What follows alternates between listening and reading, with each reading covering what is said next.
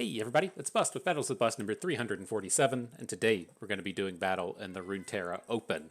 And so the way that we typically handle these best of three videos, I don't talk about the decks that we're going to be playing in too much depth. You can scroll backwards in the channel a little bit and find all of these decks featured in our gameplay videos. I want to talk a little bit about the format itself and the reasoning for our lineup, and we'll talk a little bit about the actual Runeterra Open itself. And so that's the idea, that's the game plan. If you're wanting to skip ahead to the gameplay, if you don't care about this kind of thing, we're going to be playing Samira Varus, we're going to be playing Leona Garen, and then we're also going to be playing our favorite deck at this time, the Udyr Jarvan deck.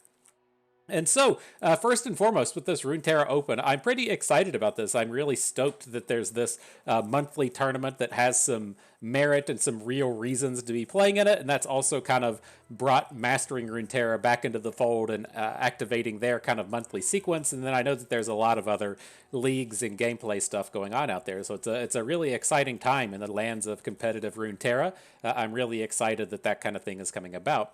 One of the things that I think is quite interesting about the Runeterra Open is if you look at something like the Mastering Runeterra event that we played in the previous week, or if we look at the seasonals of past, you were usually just kind of out of the tournament if you lost your second round, right? If you were playing within the Mastering Runeterra events, you usually have to be X and 2 to make the top cut, and you need your losses to be in the latter rounds of the Swiss. And then in terms of the Runeterra Opens, if you wanted to make the second day and unlock the exciting prizes and the like, you had to either be 8-1 with about a top 100 Masters rank, or you had to, or I'm sorry, 8-1, or you had to be 7-2 with a top 100 Masters rank. And so where I'm going with this and what I think is pretty interesting about it is now that things like trophies are added into the mix, there's a real reason to just kind of continue on playing. If you want to finish off the event at 5-4, that's great. You get additional trophies for just coming in and playing.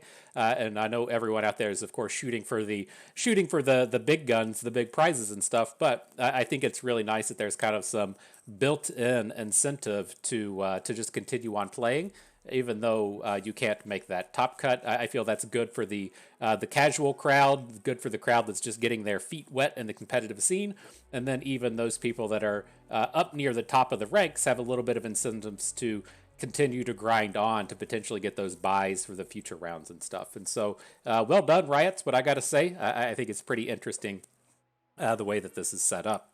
And so, in terms of the event itself, I think we were pretty close to spot on with what we were going to see at the Mastering Runeterra event, to where the entirety of the top 8 was filled with Samira decks. Samira Leona is what I expected to be the top deck. It was only about half of the top cut, but I expect to see it much more this week. And then, of course, the big kind of takeaway from it, and what I expect to be the biggest influencer on this event, was both Mage and Bay and Akaido to making the first place and then the top 4 with the lineup of Samira Fizz, and then Jack, oh man, it's slipping my mind as I'm trying to say them, Jack Seraphine, and then Karma Set. And so the way that I'm really approaching this format, I think it's a little high risk, high reward, but it's what we're going to be taking forth today. And my idea with it is, I assume that literally every single match that we play, every single opponent is going to have a Samira deck. And so we're wanting to tune our decks a little bit to be good against Samira. And so what we're going to be looking to do in the pick and ban is we're going to ban Deep if it turns up. Then we're going to ban Ash LeBlanc if that turns up. And then after that, we're going to be looking to ban the less painful but still good against us style decks like Karma Set. And the idea with this being is you have to kind of anticipate playing against Samira in every single matchup, and so I've tuned all of our decks with that in mind, that we aren't banning out the Samira matches, that we're going to be taking them head on and trying to have our best efforts there.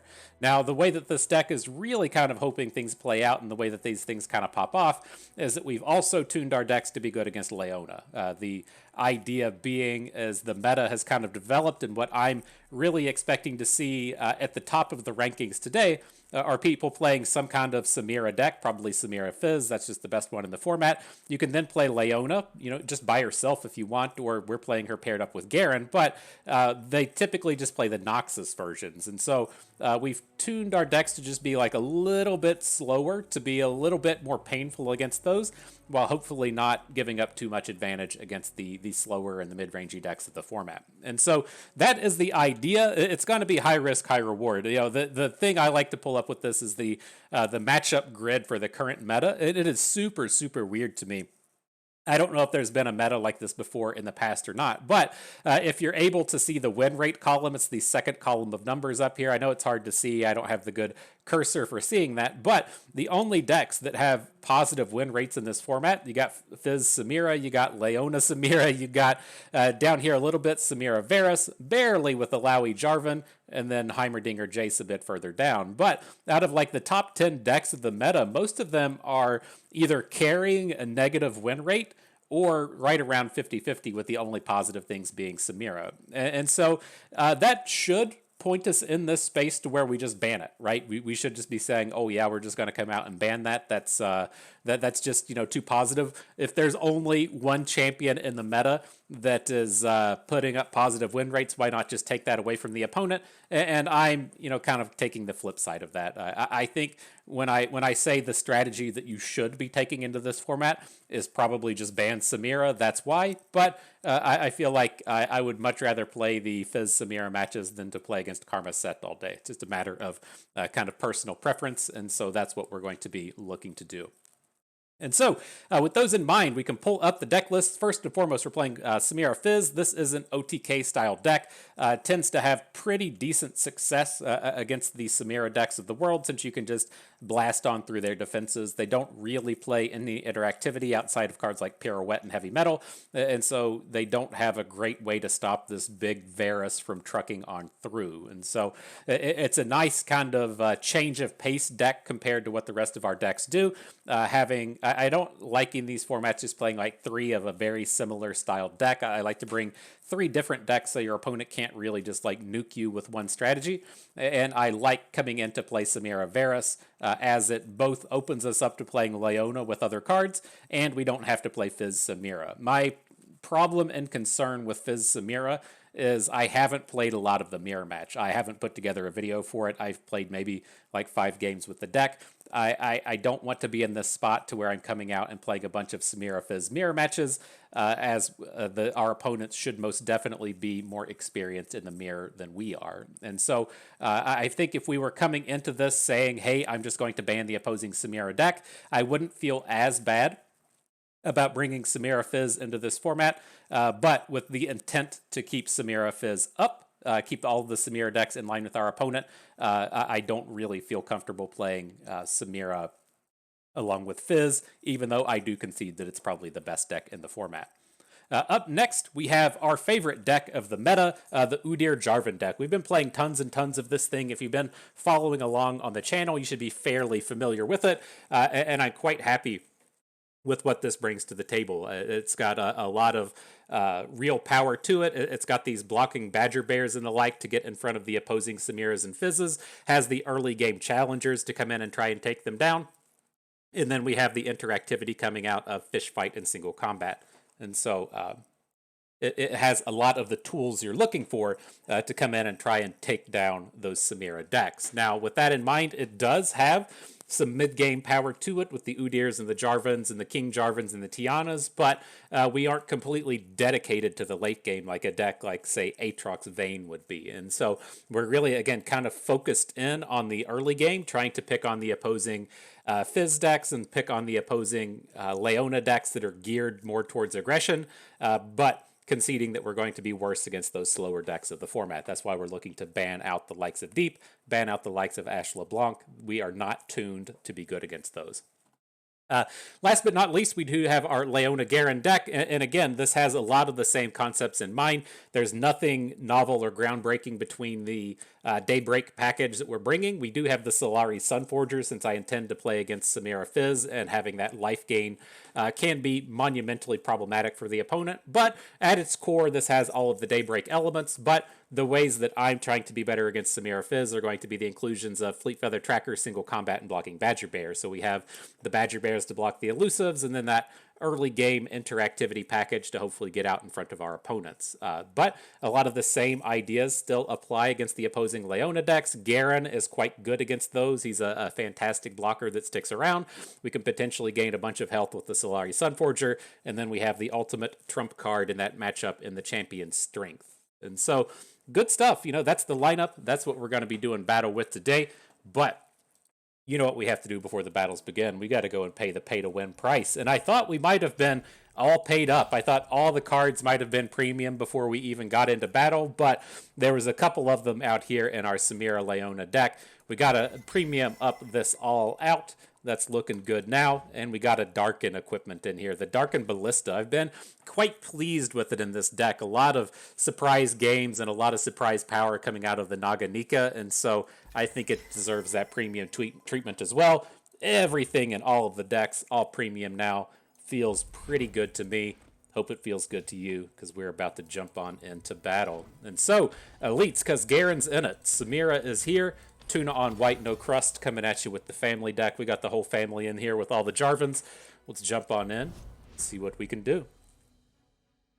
Ooh, man, I love this format as well, that you don't have to show up at 9 a.m. and then just sit around all day. I really like that we can come in here and play 3 or 4 matches, and then since I'm old, we can take a little break, take a nap, eat a sandwich and stuff, and then come back in and grind out some more matches. It's a pretty good setup. And so with this, again, I have no intentions of banning out Seraphine Jack. I think that's one of the weaker decks of the format. We are happy to play against it. Ashe LeBlanc is a nightmare matchup for us, so we're going to take that one out of the mix, and then ideally we'll be able to pick on the Samira Fizz deck, as that's what we're tuned to do. So as these stand, I like starting off with the family. I love this deck so much. I just want to take all the opportunities to play it. It's kind of one of these things as to where I'm not certain how we should approach this, given that we are playing a bit of off-meta picks. I don't think people will be too surprised to see Samira Varus. That's not that crazy, but the likes of our Udyr deck, it can be a little bit surprising to the opponents, and you give up a little bit when you jump into the following games and they know what's in your deck. Now, I didn't check. This isn't open deck list, right?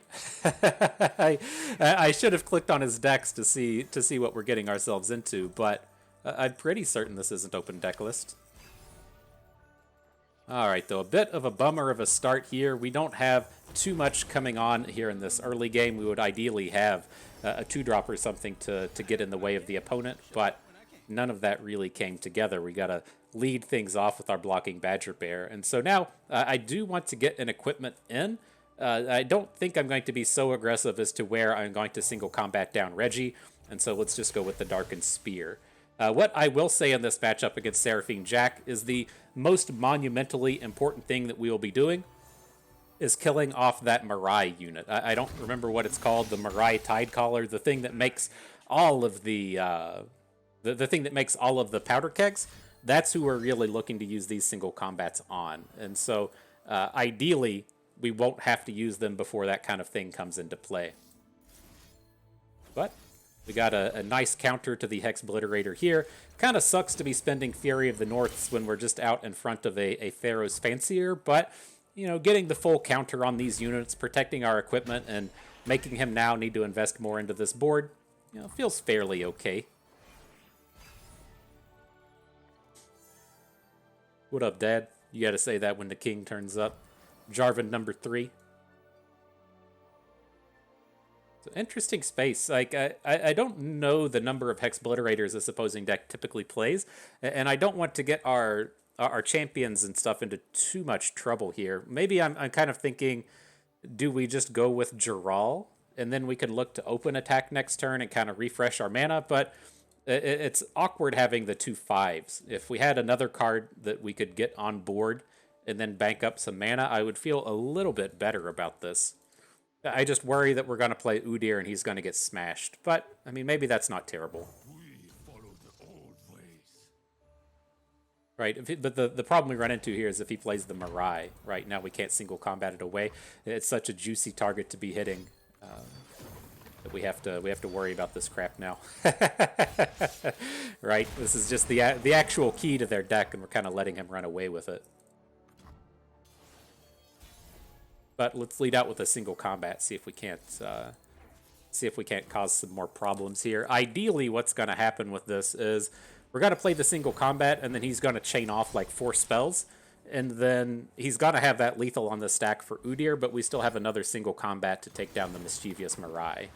So maybe that will come together here. Again, this is a fairly dangerous angle, given that he can just play another burn spell onto Udyr. If he's got a high note, this is going to be a real problem. And I'm kind of regretting not dropping the Dark and Aegis first.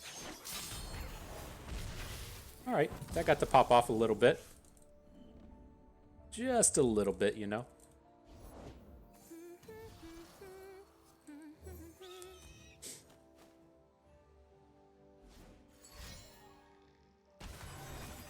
Alright, and so what tends to be important in this matchup, what you tend to kind of be hoping to have happen, is that you just get to kind of grind your opponent out. And so you're going to see that ideally when it comes into these later game turns and he gets to drop a Seraphine or he gets to drop another Mischievous Mirai, they've only got like 2 cards in hand, and so hopefully they can't pop off on you too hard.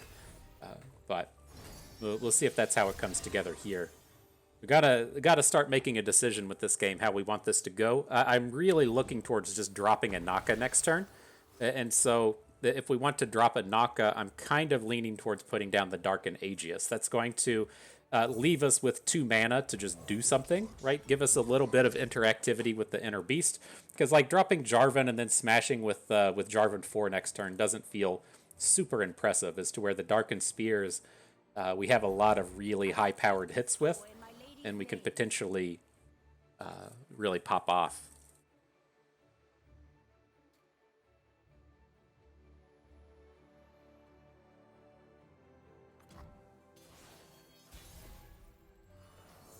All the Darkened Spears today. What you got? Navori Conspirator coming in? Sure thing. Let's see if we make it to combat. There shouldn't be too much that can really get in front of an Anaka, but we'll see. The Seraphine's kind of far away from flipping as well, so we might be in a fairly safe space here.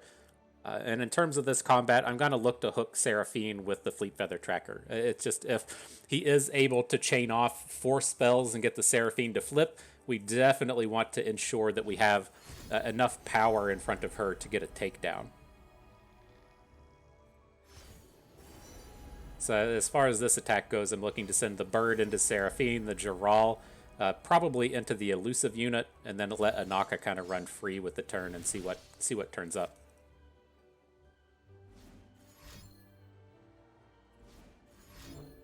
All right, here comes some spells. He's got to do it now before the Giral is attacking right here. He probably can't afford to do too much. Ooh, a stun.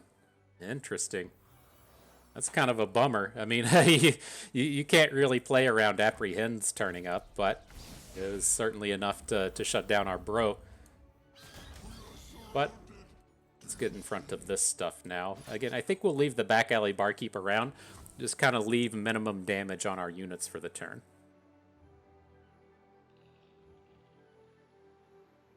Seraphine is definitely going to be flipping next turn, though. We're a little bit naked out here without a single combat. This would be the argument for taking the route to where you played Jarvan 2 turns ago and then open with Jarvan on this turn, and that if our Jarvan is flipped and we start generating cataclysms, it gives us a additional way to try and take these games down.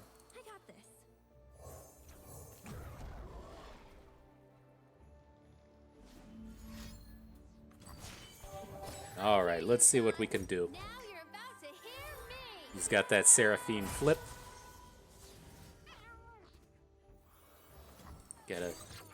Gotta see if he's got the Mirai to go along with it. I like to think we're safe enough. I mean, if he's going to go for the the big AoE, like having these 8 health Anakas is kinda safe. Not big safe, but at least little safe from an AoE.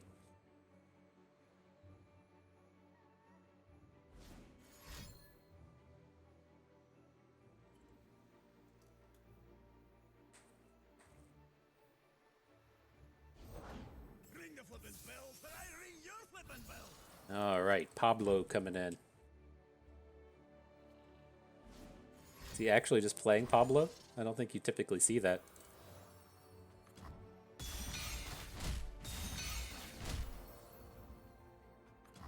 Alright, Anaka, you've been weakened. Interesting, he's giving us the chance to kill some of his units? That is not what I expected. Like, we have a very real chance to just open in for lethal. I mean, he's got, like, the 5 mana still sitting around, but... It's like, we really need to be winning the game on this next attack. And so I'm surprised to see this stuff coming in. Maybe I'm okay with this one. But they're just getting the Fleet Feather Tracker in front of something. It's going to be coming out and just dying anyways. But I don't think we want to lose our Darkens here.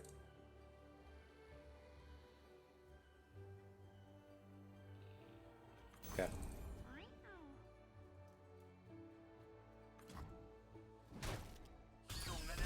Interesting. Are we just going to get burned out now?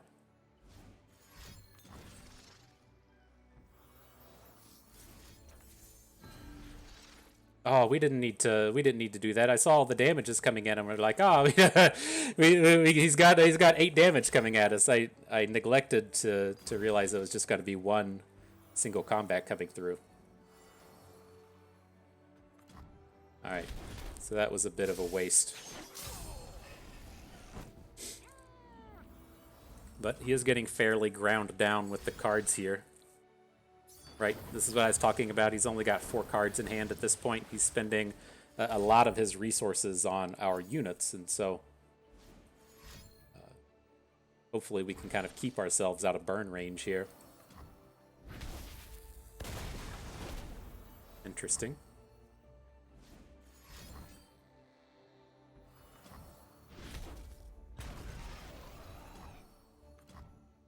Alright, so a little sloppy. I'll give it that. I'll give it that.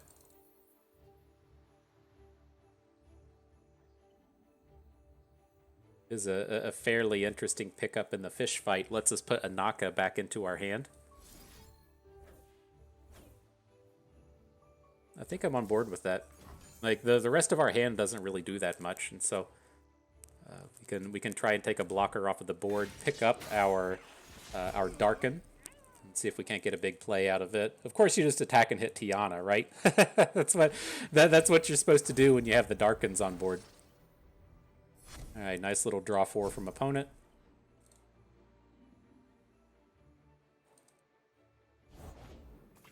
There's the Mirai. See if it's able to take us down. Might be a little greedy dropping the Anaka, but I just have a hard time envisioning us winning this game if we're, like, the extent of what we do with the turn is attack Jaral into the Mirai.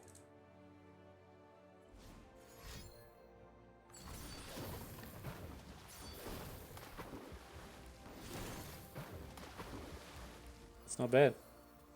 It's not bad. Nailed that one. Probably just dead at this point, but I think we messed it up back on that Jarvan turn. I'm really curious, or not Jarvan, on that Udyr turn. I feel like if we'd equipped our Udyr first and then played the single combat onto the Mirai, we might have been able to get a little bit further along. But we'll see. Take to the skies, take to the fields, find him. Got plenty of stats to still be dropping on the board. Ew. Maybe it's not as plenty as I was hoping for with the third Mirai coming in. He does only have 3 cards at this point, so he may not be able to do that much, but that's scary. That's scary for certain.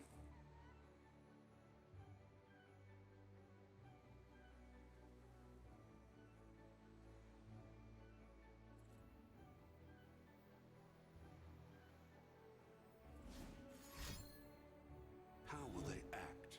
How will I respond? How will they act, and how will I respond? The questions of the day.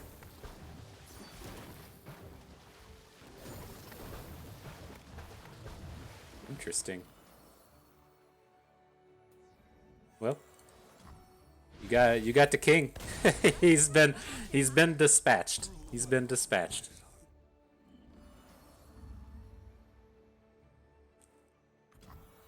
Alright, well, he's down to 1 card.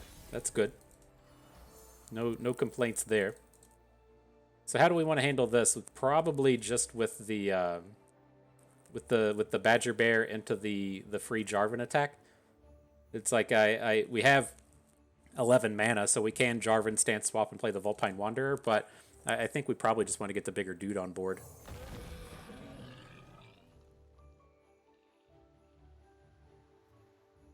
And at the end of the day here, we can still just actually physically play Jarvan. So. All right, well there he is. Let's get into combat, my dude. Again, opponent's only got one card at this point, and so would have been much. I would have felt a lot better about this if we forced him into blocking with a Mirai. Like as it stands, oh, he's blocking with Seraphine. I wonder if he has another Seraphine in hand. He's at this point to where, you know, he's at a pretty healthy life total, and he can probably just attack around us. Yeah. Dang. Why does it only deal... Why doesn't that deal damage to face? What the hell just happened?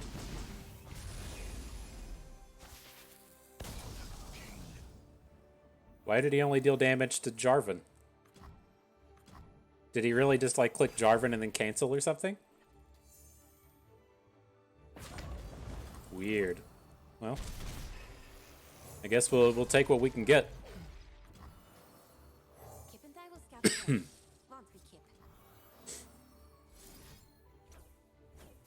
So let's get the units on board. I want to hang on to the stance swap, so if we pick up a big unit, we can put Overwhelm on it. So don't want to just run it out here right now. Fleet Feather Tracker's not exactly the not the unit we were talking about. Oh my gosh, I feel like I'm gonna lose my voice today. All right, let's see what we can do.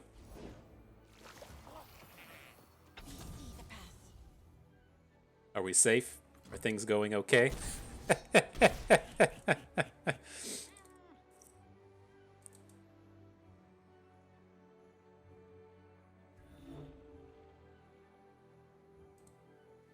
What's this timer situation look like?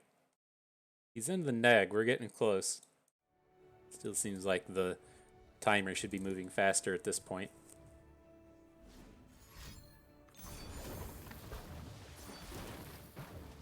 That's pretty good. Alright, well we got a couple of draws in here, right? I mean, I assumed we were going to be dead at this point, but we're still live. We still have some decent draws. We can we can hit the Frostbites or a single combat or something and not die on this attack next turn, and so maybe it'll be okay.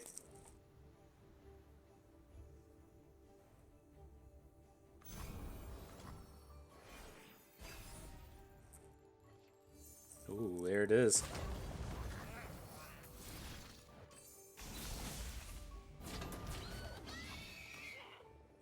Alright, fam, we're still in it. No! Ah, come on. That's okay. I feel like that game would have been a different story if we hadn't rushed our Udyr. I think if we'd gotten that Udyr on board, then probably put the tough equipment on him, so that he's going to be a little bit stronger in the face of the unit. It's just the problem with taking it at that speed is you risk your opponent now.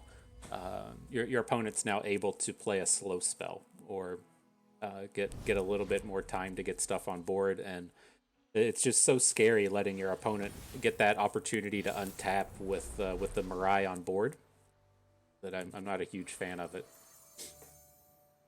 But let's see what we can do here. Reasonable enough start with the Fleet Feather Tracker and the Badger Bear. Nice little early game curve to try and slow down what they're good at.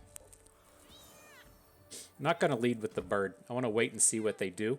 If they play a Fizz or if they play a 1-drop, then we know we're kind of safe to get the Fleet Feather Tracker down. And if they don't, I don't want to just be losing the Fleet Feather Tracker to Samira on this turn.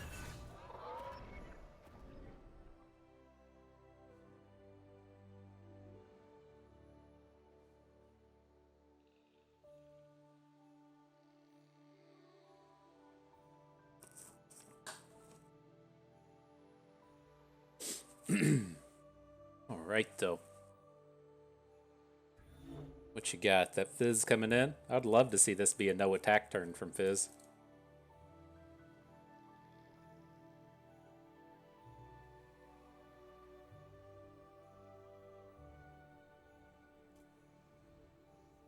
Maybe?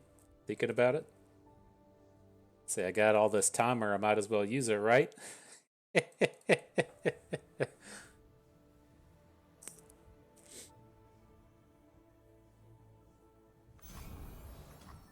Alright, well, let's see if we can't pick on old Fizz here. So let's come in with the Fleet Feather Tracker. We'll follow up with the Vulpine Wanderer.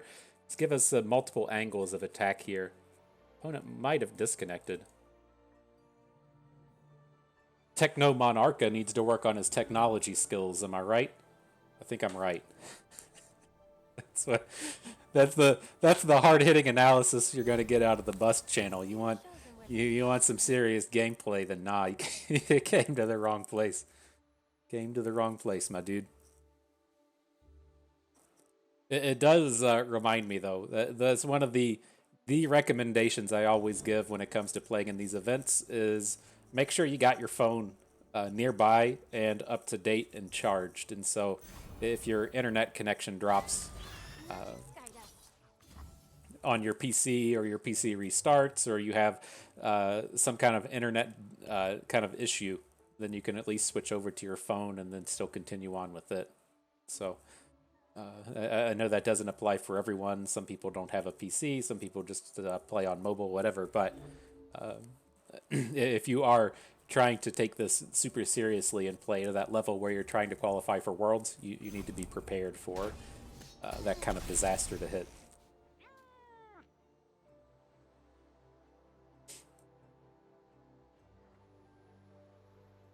But maybe we'll be okay here. The thing that kind of worries me about this is like we're really hoping that we're able to beat that Jack Seraphine deck and then kind of coin flip against Samira Fizz. Like I think at kind of the end of the day, we have to be happy if we're just like slightly favored over this deck and we just get to play it twice and we're able to beat it one of the two times. Like it's you know it is again like the best deck in the format and we're kind of trying to be tuned in and beating it, but we're not like an 80% favorite over it or something. And so there's definitely some real dangers in trying to play against this thing 9 separate matches. But if your opponent just disconnects, it makes it a lot easier. I give it that.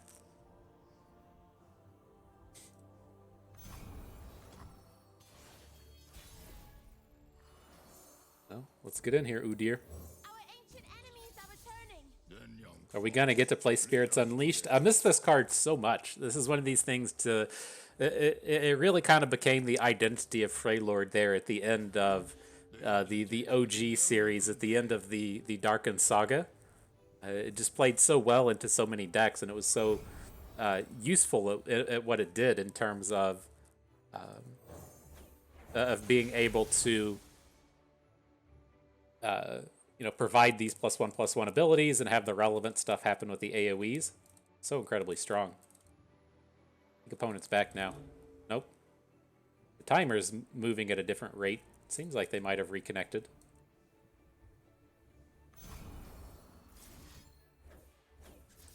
But I'm just looking to load up with stances on board. We're going to be attacking with Udyr. So I want to ensure that we get maximum stances happening here.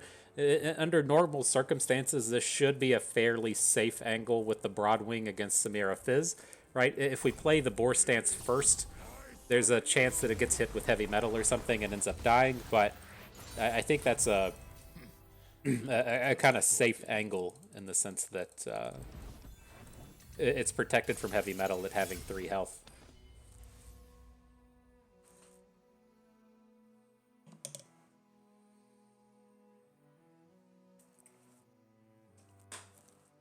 Gotta come in and hydrate. Man, I can't lose my voice on a day like today. Too much riding on it, too much going on. Whew, we can do it. I believe in us.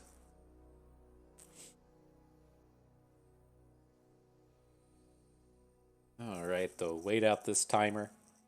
Maybe opponent's back. He probably dropped his phone in the toilet, you know? It's a thing that happens on occasion, and so he's at work, taking a dump, playing in the open. Just drop your phone right in the poo water. It's tough.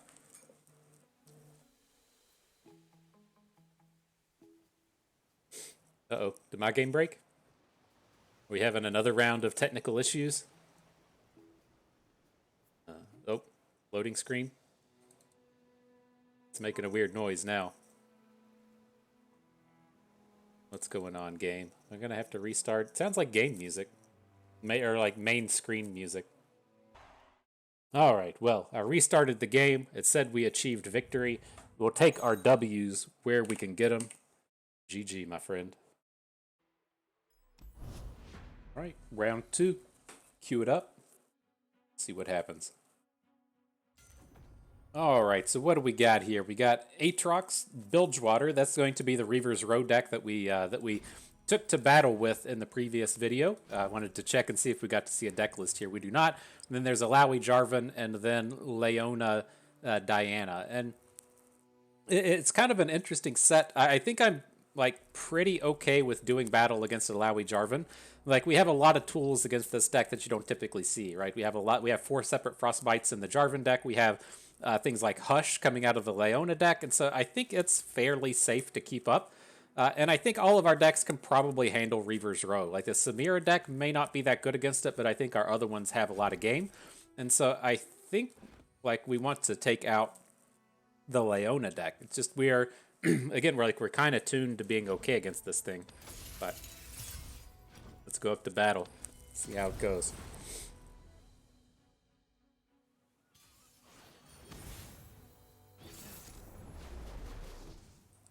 Okay, Alawi Jarvan, the battle of the OTKs. So get rid of everything here. We're looking for an equipment. Equipment are the main things. After the equipment, we're looking for Samira.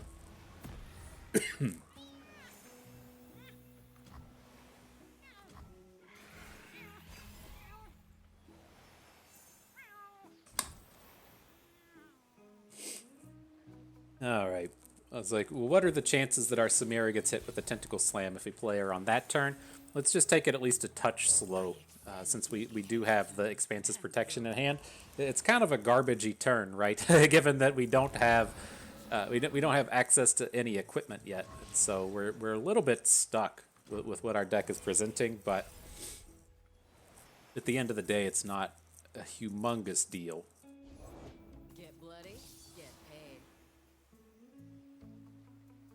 Be a rough day for Samira here. She's not going to get anything done. It's like I'm leaning towards the Varus. Like, we can at least get him on board and look to Violent Discord something, but it's always a bummer to just lose out on Samira like this.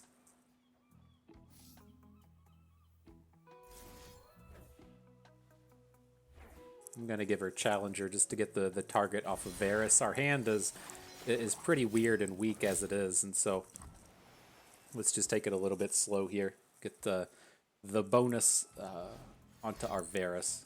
Uh-oh, he's doing stuff. And say I don't want to tap down below 2. We got all these Expanse's protections in hand and don't want to lose out on our unit getting hit with something weird. Heavy metal. Well, how willing are we to just throw away the Varus and replay the other one? If we replay the other one, then we get the equipment back.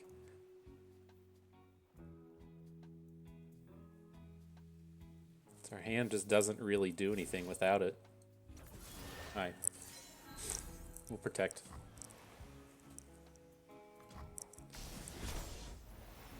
Gotta start trying to take a little bit of control with this board. This one's fine. Right, again, we have that second Varus. I'm not ultra worried about him getting taken down, and then as soon as we play a Violent Discord, we'll pick up the third Varus, and so we don't have to worry about losing that one too much. And the opponent hasn't actually done anything in terms of getting tentacles on board and winning the game, so that's pretty good for us as well. Nopify is actually a pretty huge hit off the Ambitious Cultist. I definitely like seeing that one come in. take out a tentacle smash or a single combat or something. I feel like we're most certainly gonna get something nice off of an Opify. Mother Serpent brings us together for another voyage. May she look upon our journey with pride, or perhaps humor. Do you feel her presence? All right, this is going to be a 5/6 Alawi. We can look to Flare plus All Out and then take down Alawi with a Varus, which I'm pretty on board with. So let's see. Flare, damage. All Out, Varus. Get the 2 blocks in. There is no forgiveness. It's good to me. Might lose our Varus if he's got a +2/+2, but again, we can pick up our remaining Varus with the Violent Discord. In her embrace.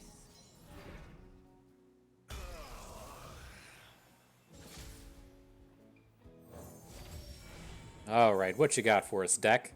We don't need the kind of equipment-based cards anymore. We can let the Hookmaster go. I kind of like the Momentous Choice just as having a nice combat trick, and it strikes me as if we have to draw a random card out of our deck, would we rather have a random card or the Momentous Choice? And we probably just want the Momentous Choice. So I'm going to pick that one up here. We really wanted to hit like the Naganika. That would have been our premier play at this space.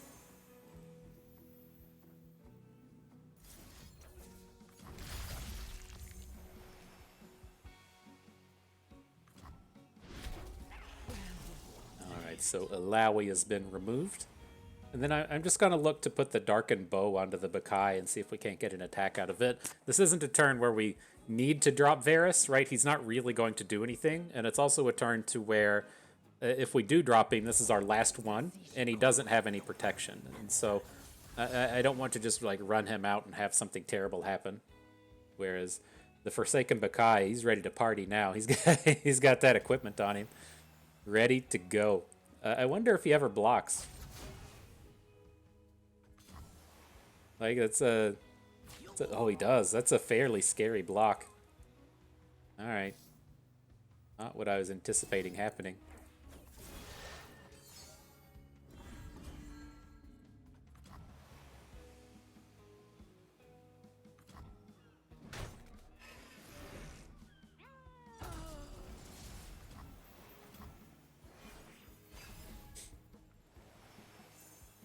Right, Keeper of the Box, turn it up. Nagakaboros. Oh fuck.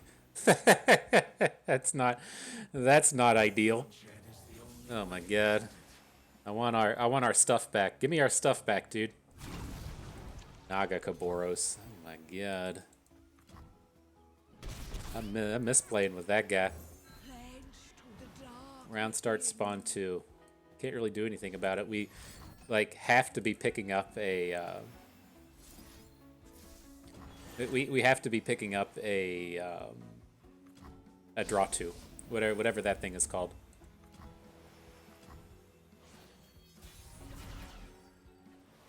Hey, we did it. All right, something good. What you got for us, deck? Hookmaster and All Out.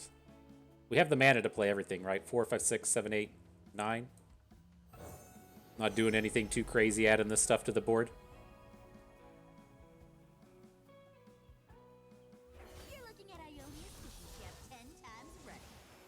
Still don't have the flip on Varus. It's taken him effing forever.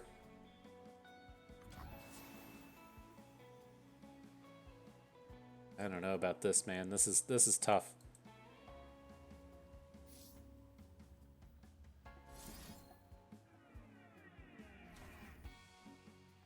So it's like, we have to be striking down Nagakaboros. We can't just let this thing sit.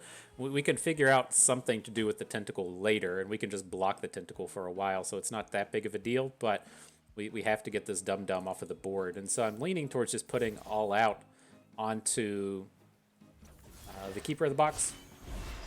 That's going to give our Varus enough attack to strike down Nagakaboros. I'm just curious if we can ever, like, say, attack with Varus and still get what we want. Maybe we can.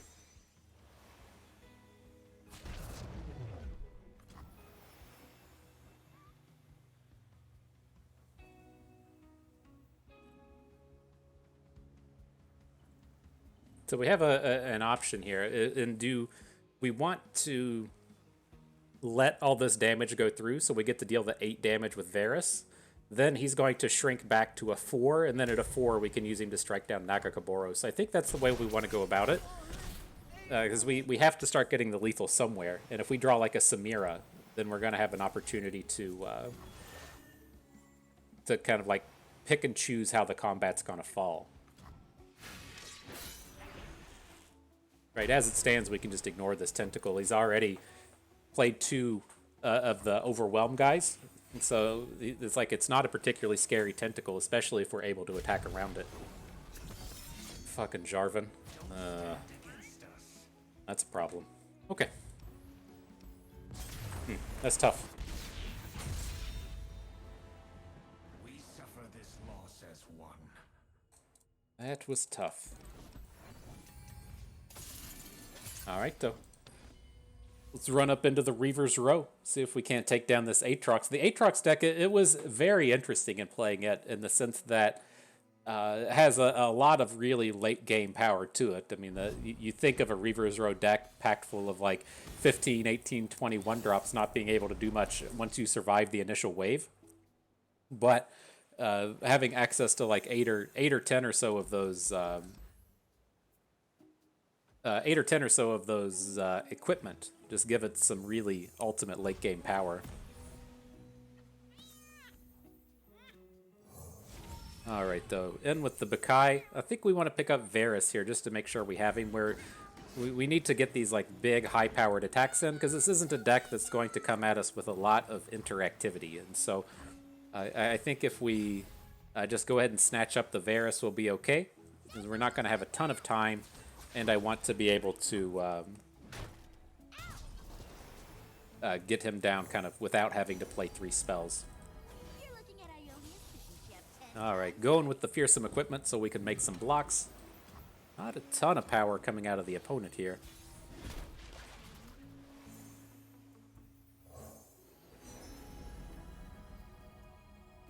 Interesting. It's like the Rake is always the powerful card, but it's not that good if we don't have Samira. We don't have a lot of cards to actually go with the Rake. So we'll go with the Overwhelm here.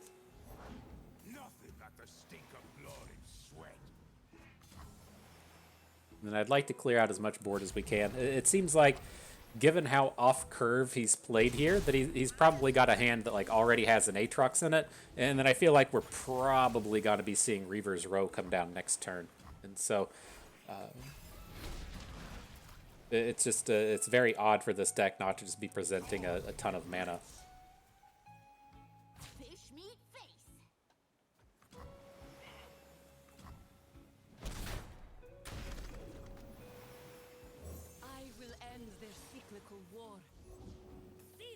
Jagged Taskmaster, sure.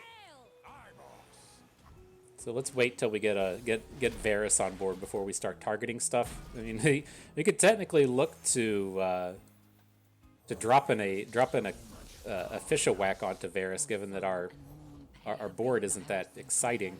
He's not going to be dealing any damage anytime soon, but I think this is okay.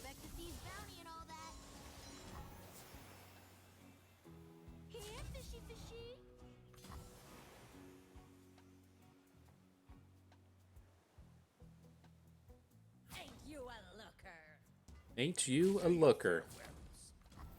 So what do we got? Getting these units off board is pretty good. I think I feel decent playing the Momentous Choice. Again, he doesn't have ways to really go after our Varus. So let's protect the Cultist. It's already got the Overwhelm equipment on it, and getting it up to a high attack is going to be pretty useful in these upcoming turns.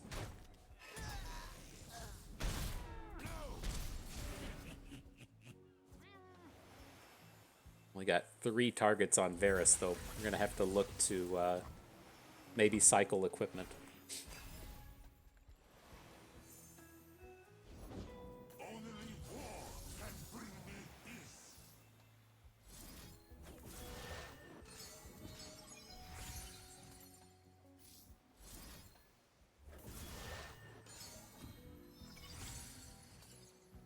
All right, get that Dark and Ballista going, and we can just Furious Wielder away this Aatrox at this point.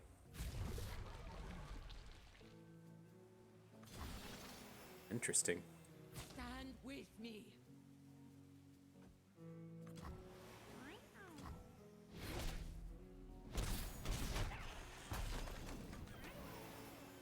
So do we want to go ahead and try and get rid of him, or do we want to wait a turn? It's the the deck shouldn't have any combat tricks in it, right? The ultimate worry we'd be running into in this space is if he just already has the second Aatrox in his hand.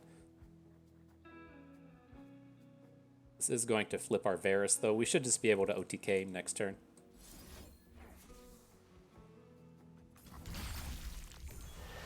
The arrow of retribution will find its mark. See if that arrow of retribution finds its mark.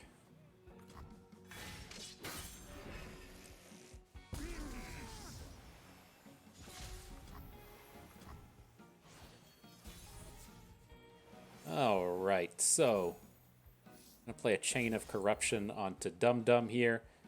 Give Varus the +1 attack. I don't think, oh shit, we don't have the overwhelm on our dude. We deliver their end. There's a price to pay. That could be a problem. Could be a problem. I think we're still okay here. He doesn't... Oh, man. He does have a 5-power strike in the back line. Hope we didn't fuck this up.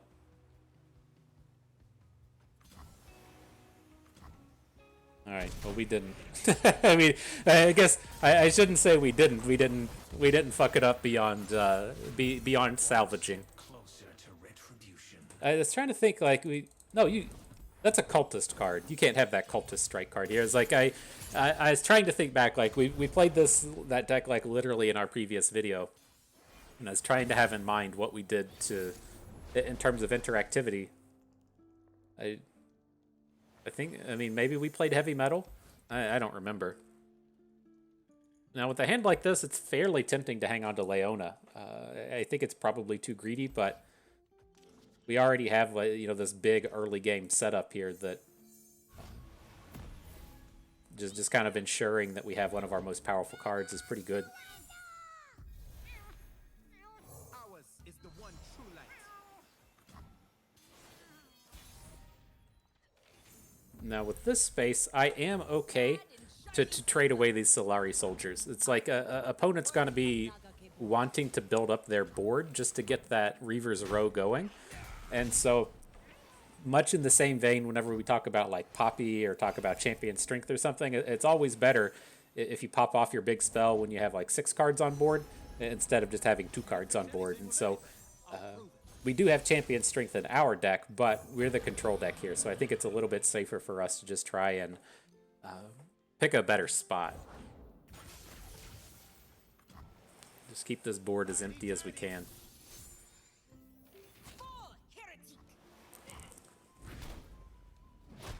Bury me at sea.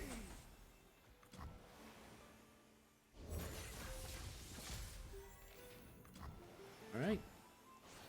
Taking the Darkened Bloodletters away from the Buru Cultist. It's one of those cards to where what you see a lot with this deck is you're able to chain a bunch of these Bloodletter bros onto the board, whatever they're called, and then still get the bonuses from the +1 cards. Gonna Pale Cascade through this one.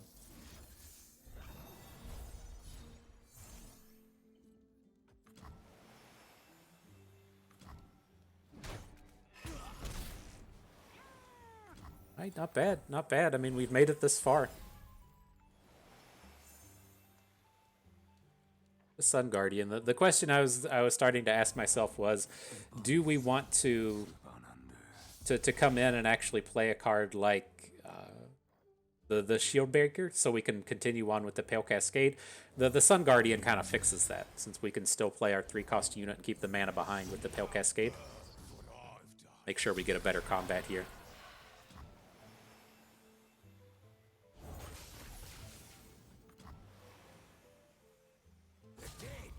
Oh, he's not taking the scout attack. Interesting. Why does this Dum Dum have tough? Oh, he's got the husk onto the Jagged Butcher. Gotcha.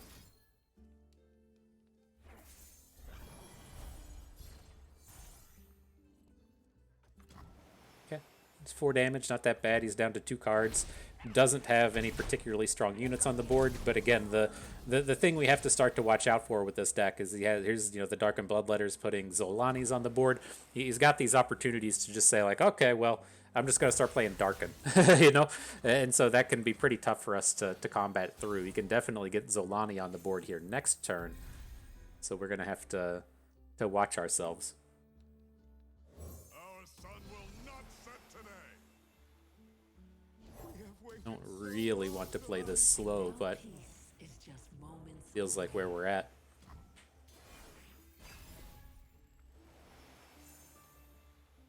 I am ascended. So how do we want to go about this one? I don't really want to throw stuff away in front of Zolani without her being hushed. And so it's like, are we willing to just give up on Ravun at this point? Maybe we can. Like this damage at this stage isn't too bad, and we can recover a lot of this damage with the Sunforger. So it sucks to lose the Sun Guardian, but I think we can safely take that hit. Now we'll add in Sun Guardian. Get some of these other big bros on board next turn. Plenty still to go round. Reaver's Row. Okay.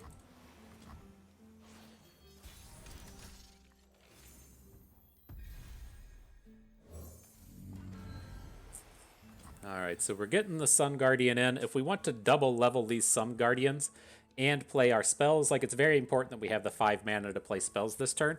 And so I think we want to keep the Sunforger at home, double level up these Sun Guardians, and then see where we stand in terms of casting the spells. Unyielding light. At this stage, I'm okay with losing Ravun, though. He's not as much of a requirement as he was. Follow the horizon. Devotion to battle. And clearing out any of these 1-drops we can before the Reaver's Row pops is going to be exceptional. You poor thing.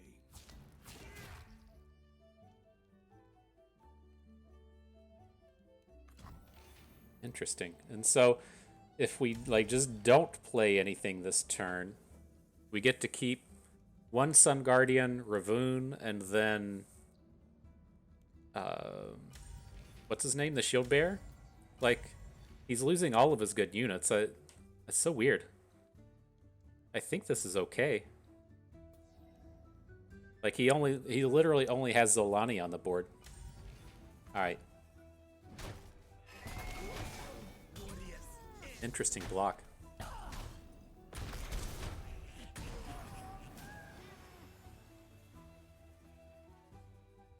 I don't know. It's like I still don't feel ultra safe here, right? This is oh,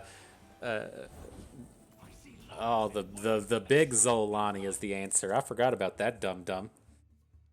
All right, well, it's a good thing we haven't hushed anything yet, especially given that he's only at 14-14 and not at 16-16.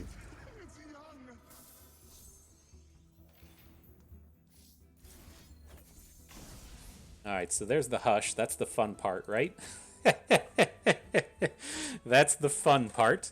Now, who do we want to end up losing here? I think the way this goes is we do something like this. We'll block just in case something goes wrong. But then I want to single combat the Zolani with the Shield Breaker. You can't have combat tricks. It's just deck doesn't have them.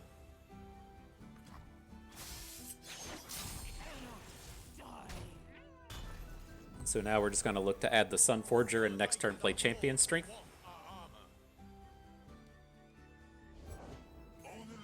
Aatrox is manageable, right? We can manage Aatrox. We just don't want to see another Zolani. What's he got? A Bloodletters? This is only... it's his only Darken at the moment. Still kind of scary, though. We don't have a... Having 9/9s in the face of a 10/10 Aatrox is kind of meh. Garen? 1 mana short. This would have been so much better as just anything we could play. Oh, and the Zolani? Oh my gosh. Well, at least he can't world end, right? You gotta bring it. We don't have anything else we can do. Oh my gosh, this is not good. This is not good. Won't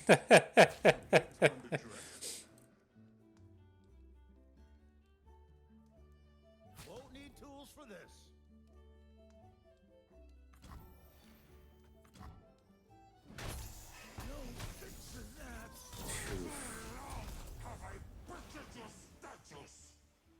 Units are all too small in the face of Zolani. What a disaster. Oh my gosh, and he didn't world end?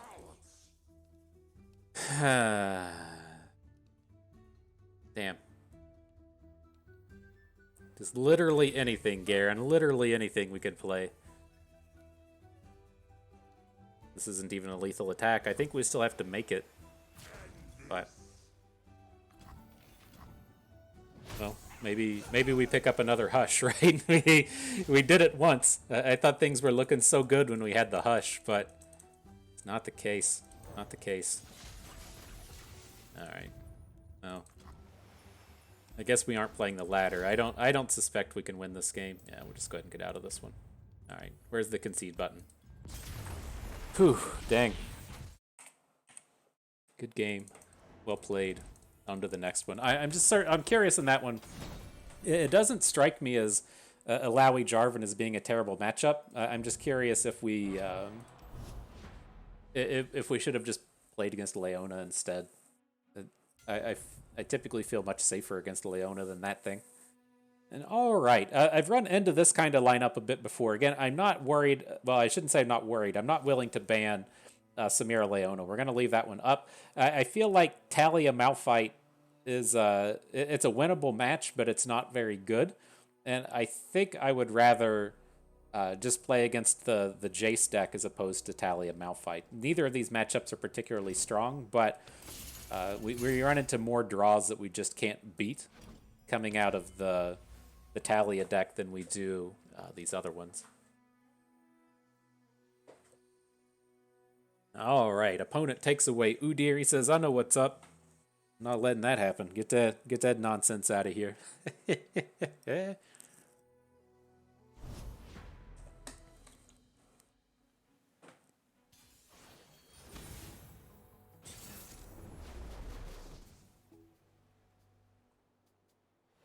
All right. Oh, I forgot the deck tracker's down. I meant to bring the deck tracker up in between the last game. After that first match with the opponent leaving, we needed to restart. We didn't do it.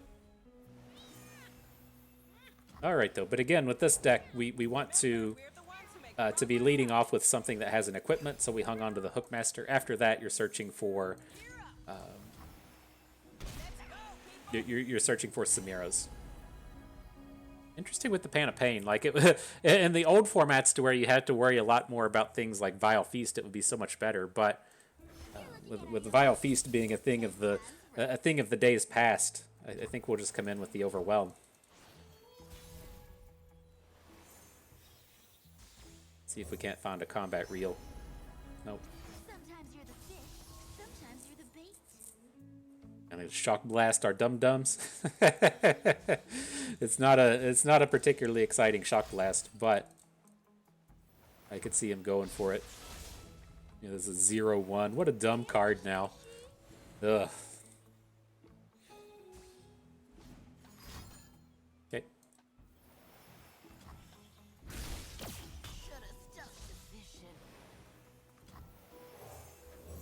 I'll go ahead and re-equip.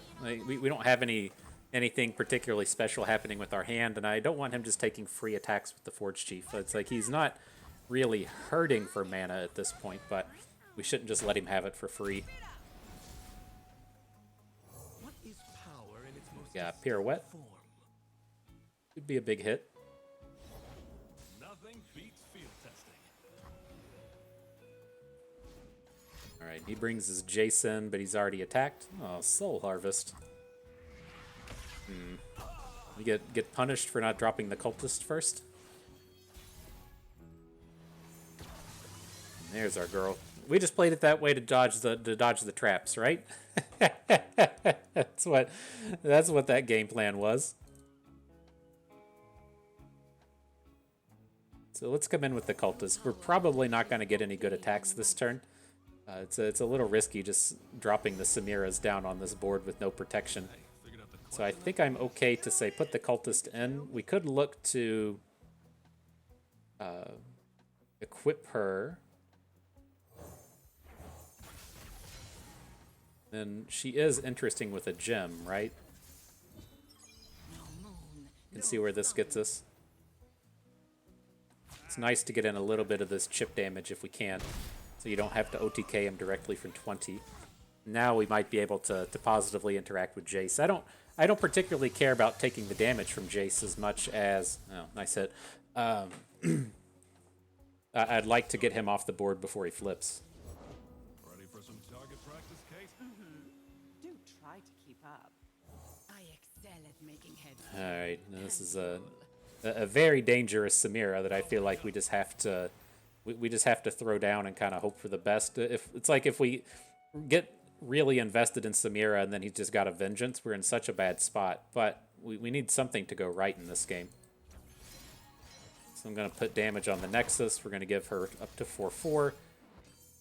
Put her in front of Caitlyn. Hopefully that'll last. That'll be enough, right? All right. You made it that far, girl. That's pretty good. And then let's give her a touch of protection from... How many is in here? 2? It's just such a small number. Can't flip her this turn. Let's just pass.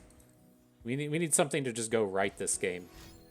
And I feel like dropping gems onto her is not the way for things to just go right.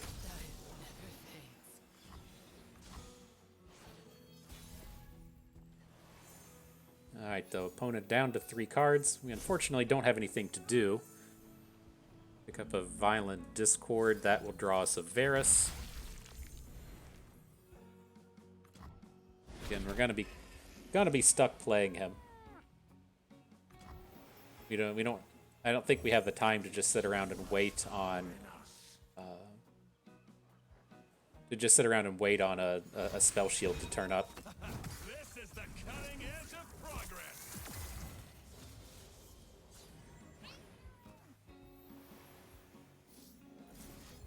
So play the momentous choice. It's going to give us the 2 targets onto Varus, so if we do draw another Varus, he's going to be 1 spell away from leveling up.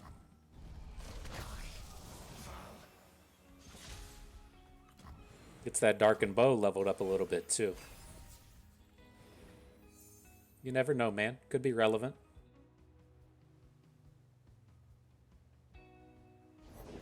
How's my Sky Cruiser tech working Nope. out for you, Elf? Just no, not letting Albus attack. Just nug us for like 11 on the turn. Just how invested in this board can we get? Like we can drop the Unending Wave. Maybe we'll pick up a unit or 2. All right. Oh fuck, we overdrew Samira. I as soon as I played it, I started thinking to myself whether or not we had to worry about overdrawing. That was not the that was not the time to take it slow.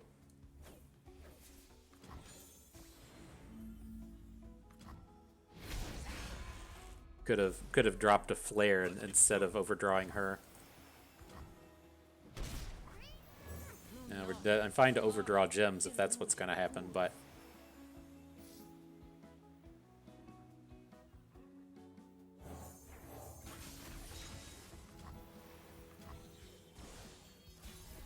all right, Naganika, are you ready? We need the helps.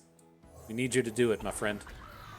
My feelings on our chances of winning this game around 2%, but he's a start. He's letting us build up into something.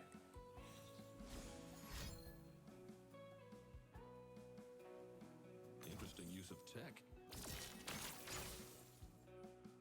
That can't be positive. That can't be good.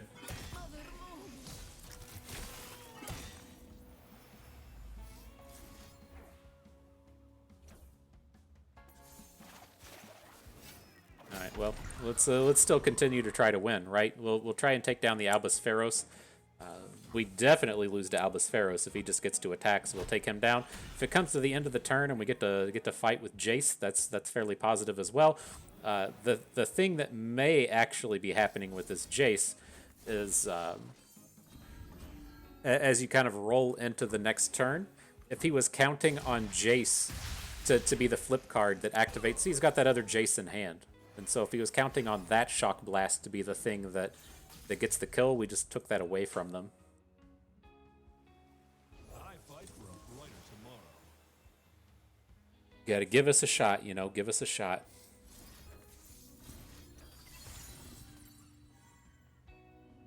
So now dude is up to 6. We're probably just gonna Whirling Death if it comes down to being in combat. Let's get the Bakai in.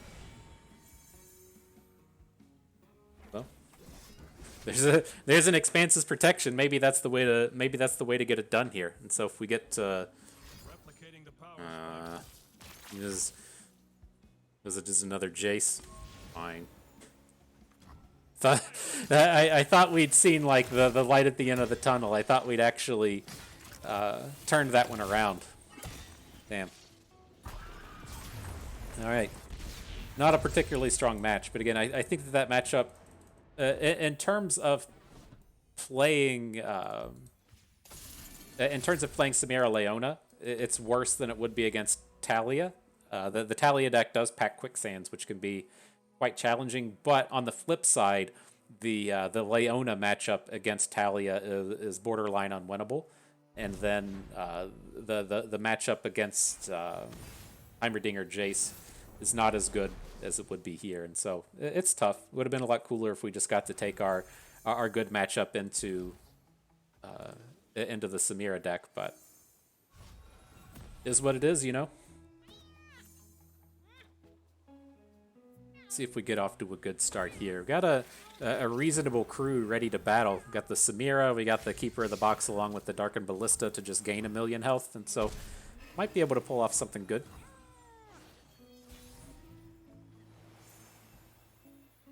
Take the shot or lose the chance. See what you can do, girl.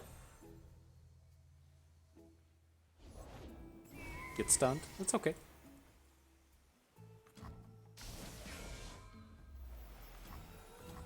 We just get so much heal out of this Keeper of the Box. Like, I was actually more worried about cards like any random 3-attack dude. Solari Shieldbearer coming in is a little bit scarier. But we can manage it next turn.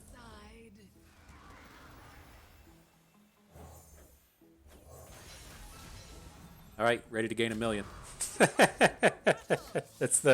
that's the way you got to say it, right? Okay, ready to gain 1,000,000.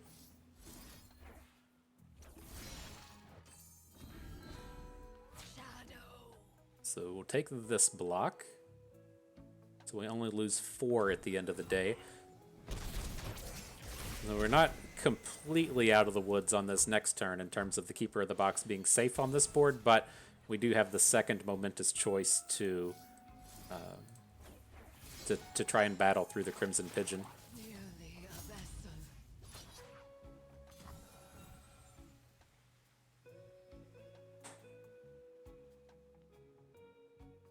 Is he looking to hit us with the Nox and Fervor this turn? We still battle through it with the momentous choice, but I think that's what he's kind of contemplating here.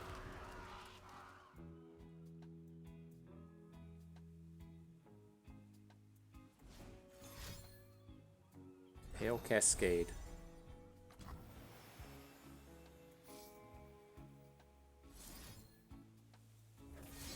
So I think we just play it all, right? We don't have to be like super careful with this Keeper of the Box because we do have this other Keeper of the Box in hand. Maybe we just stop right here, and then on next turn we'll play Keeper of the Box and the equipment. But if we want to flip Samira, we have to play the momentous choice, right? So if we go into next turn, we need to play 4 cards. It's going to be 1, 2, 3 mana for the equipment.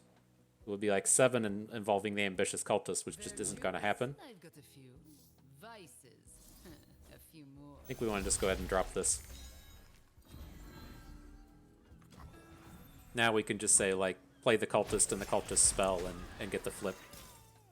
And we're pretty far ahead on board as it is. I excel at making heads turn and roll. Alright, dude's got a Samira. We've been the ones bringing all the thunder with her. See if opponent can do anything.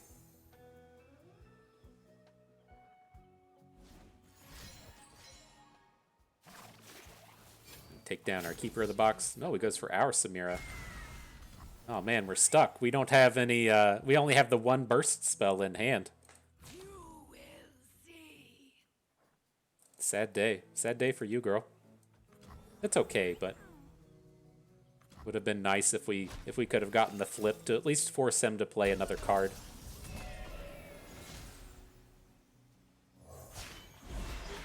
I am more than this. We are more. Alright, let's get him, Varus. I'm gonna add him. I'm gonna add the Bakai. We're gonna look for either a card draw or a spell shield. Found the spell shield. That's good. Not too much to worry coming out of this deck. Like he's probably not playing Hushes. If we were playing in a thing with open deck lists, we could figure out much easier if we needed to pick up a card like Expanse's Protection. But I don't think we're gonna typically need to do that. Now, interesting. We just hit on Confront. That's pretty big.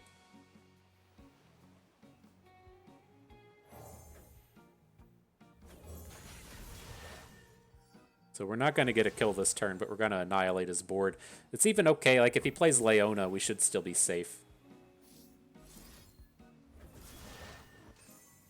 Allow me to observe.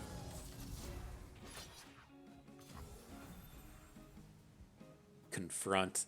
I didn't even know that thing was still in the card pool. I know Shyvana's still in. I was looking to add Shyvana into the Leona decks, but I mean, who wants to play Confront?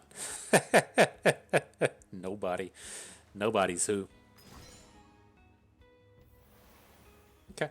We're getting to a good point to where having the Naganika in hand isn't bad. We'll just play it as a unit.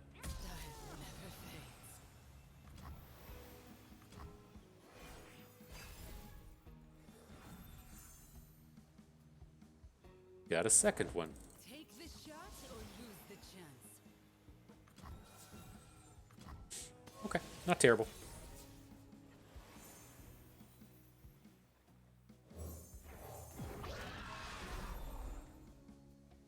Who knew if he'd want to come in and grind like this?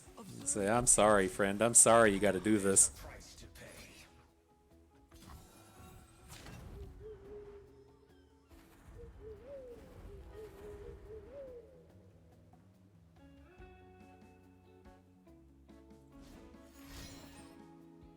Oh, he's playing cards, huh? Oh, he just wants the free thing from Samira. Got it. So not bad, not bad. Again, this was a pretty good game for us.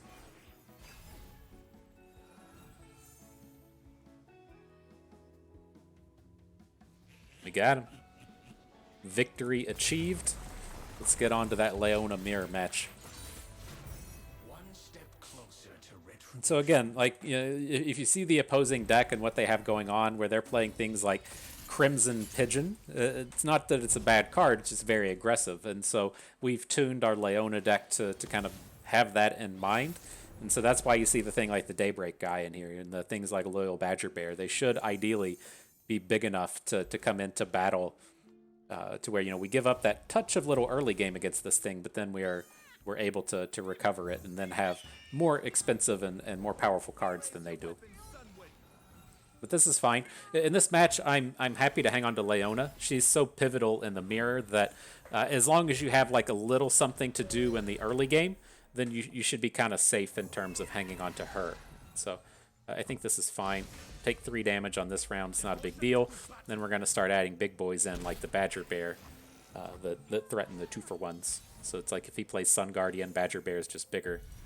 Also have things like Hush, which is quite good in the face of Sun Guardians, just dropping it back down to a 2/3, much like with that Zolani game earlier, right? Zolani shrinking from 14/14 into small mode. You get the same thing out of the hushes in front of the Sun Guardians. Nice. I like just removing the unit for free.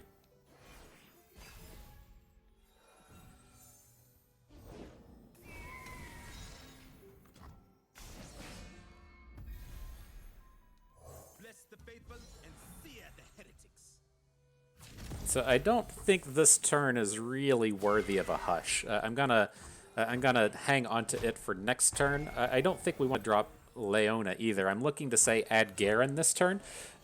Garen is just a kind of a powerhouse here in the sense that the opponent doesn't have good answers to him. Like, he's gonna get stunned here, that's fine, but he's not getting these turns to where he's able to like get into combat because Garen's here. I think this is fine, and now we can look to just sunburst his Leona. You typically don't see sunbursts coming out of the opposing deck because they're playing aggressive stuff like Might. Our Sunforger. Everybody's here today. Everybody's ready to party. Fortunately, all the stuns onto Garen. Let's see what we can't get in here. Slightly scary board. Like, it's getting to the point to where we would like to protect ourselves a little bit from a Might with this Hush, but I think we're probably going to need to just hush the Sun Guardian down. Okay.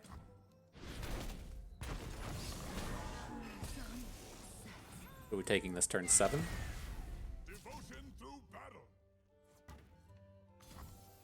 Oh, he leaves Ravoon back. I would assume that means he just has another Leona in hand.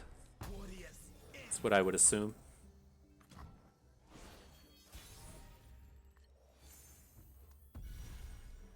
All right, well, if we have 10 mana, we can add Ravoon.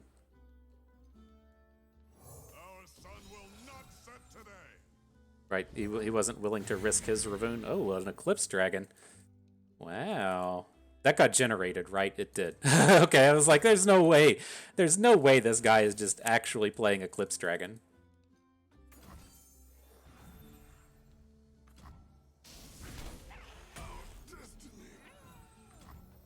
Alright, so if we can survive one more round, I think we can turn this around.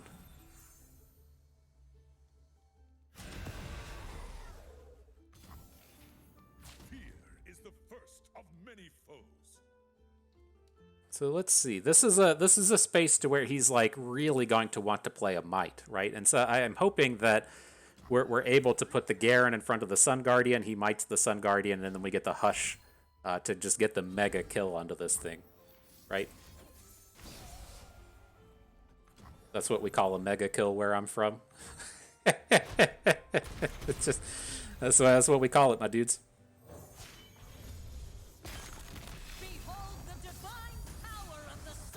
All right, now hopefully we can turn this one around. The dawn has arrived. May it never leave. Sunlight blinds. Just I don't expect him to really be ready for these Solari Sunforgers. We should get to attack for about 1,000,000 damage next turn. It probably won't get the lethal, but we should be coming in for a ton of damage, and then ideally flipping the Garen as well, giving us a rally for next turn. Interesting pickup in Leona. So we definitely want to add a Sunforger. This is 100% happening. Now we can decide if we want to say Morning Light, probably onto Ravoon to pick up the card draw, give everyone the bonus, and then next round we have a little bit more in the way of options. Right? Because as it stands right now, we can look to say use Leona to hook down Ravoon. Maybe we don't need that. This attack right now feels pretty decent. Right, so say we're going to Pale Cascade onto Leona. Leona hooks Ravoon. This blocks onto Garen and Sunforger are pretty terrible. And then we should still get to gain 5, taking us up out of range. The other, like, the thing I worry about a little bit is if we play Sunforger and then he's got another stun. right? So the second stun is going to be going on to Garen. I think I'm more in tune with this play.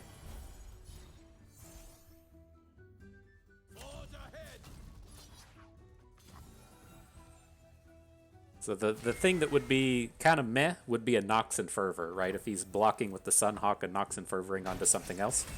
But doesn't seem to have it. Good deal.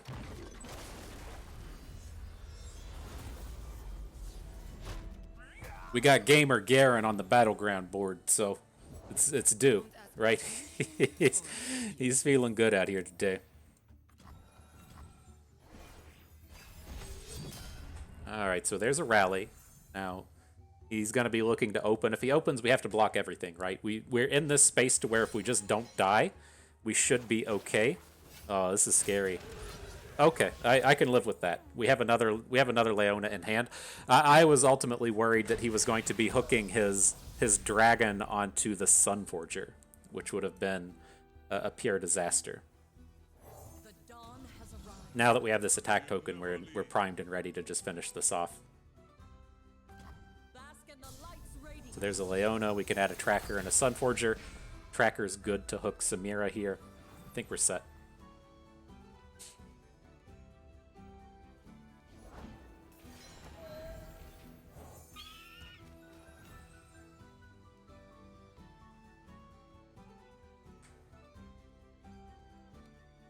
Can even take double stuns on the turn if we want.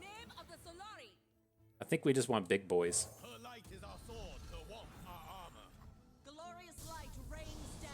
Glorious light is raining down. Did we do it, fam? Are we okay now? And a Solari soldier. We're definitely okay. Alright, so squad comes in. Let's just kill his units that matter. So let's pick up a 3-2. Oh, no, sorry. Let's pick up Samira and then the big dragon. His blocks out here all suck. and then we should be good to finish next turn.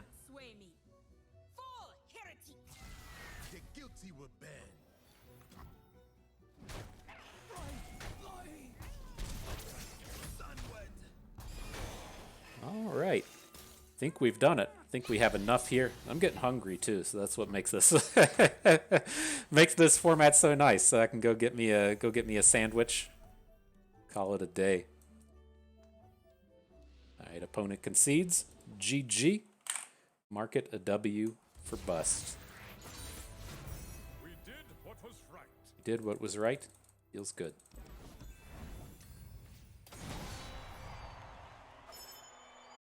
All right, I'm back. The thing I was thinking of as I was away and getting to take this wonderful break before the next set of games starts is if you're familiar with Jason Mantzoukas, he's Rafi on the league. He's also in Brooklyn Nine-Nine. He does a awesome podcast called How Did This Get Made? Just watching terrible movies and talking about them. But one of his things in the league is they tell him he's going to be the designated driver for the night. And he says, okay. Then they immediately show up at the party and he starts drinking. And they're like, Rafi, what are you doing? You're the designated driver. You can't drink. And he says, no, it's okay. You just tell me 30 minutes before it's time to go. I'm going to take a shit, crap out the booze, have a mint, and I'll be good to go. So that's what it feels like, you know. You take a crap, have a mint, you're good to go. Ready to get some more games in? Let's get to it. Jason Mantzoukas. He's in the house. You may not recognize the name. Like, he's not a super recognized actor. I wouldn't say. He's not like Tom Cruise running through Top Gun or something. But if you've seen him, you know who he is. He has very distinct characters that he plays, and so it's very interesting in that sense. But all right, on to the battles again. We're cool to leave up Diana Leona. We're going to take our bans onto Karma Set, but that's Karma Set Targon. I'm not entirely certain why they play Targon. I'm not exactly certain what's supposed to be happening there, but I feel like the Karma Set deck is probably still just better than Seraphine, and so I think we'll take the ban onto Karma Set, but I'm very used to this being Karma Set P and Z to where I feel much better, but he leaves both of our mid-rangey style decks up. Ideally, we get to pick on his Samira here a little bit, and if not, hopefully our units are meaty enough to be strong against meaty enough to be strong against the flashbangs. I forgot about the deck tracker. I thought a lot about talking about take a shit and have a mint. I forgot all about the deck tracker. That's the way it goes. But a bit of a bummer of a start. We didn't have any cheap units to begin with. We take the mulligan, don't find any cheap ones. Hopefully we can find a friend to get on board. And that friend, when in need, a friend indeed. Oh, Crimson, or oh, Vulpine Wanderer coming in. And so we'll take it. We'll take it for take it while we can. He's gonna be doing the work and getting into some combats here. Uh-oh, never mind. he wanted to do the work and get into some combats, but it didn't quite come together. So how do we want to do this? I feel like we need to be playing an equipment in a single combat this turn. We just have to kind of blunt what the opponent is doing here. And so if we're going to single combat, would we rather do it off the Aegis or off of the Spear? And that's kind of tough. I think we want to go with the Aegis. It's just going to leave our unit a little bit healthier in these upcoming turns and potentially getting some more blocks in. All right, well, this will prevent maximum damage here, putting the single combat onto the Pigeon. Looks like we'll be taking 6 this round.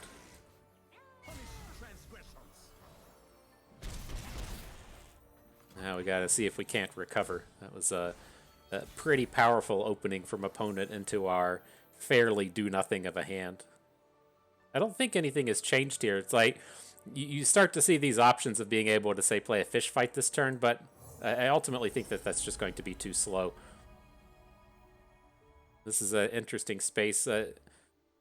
They shouldn't have any units capable of blocking the big combat cook, right? At 5/4, they shouldn't have any units.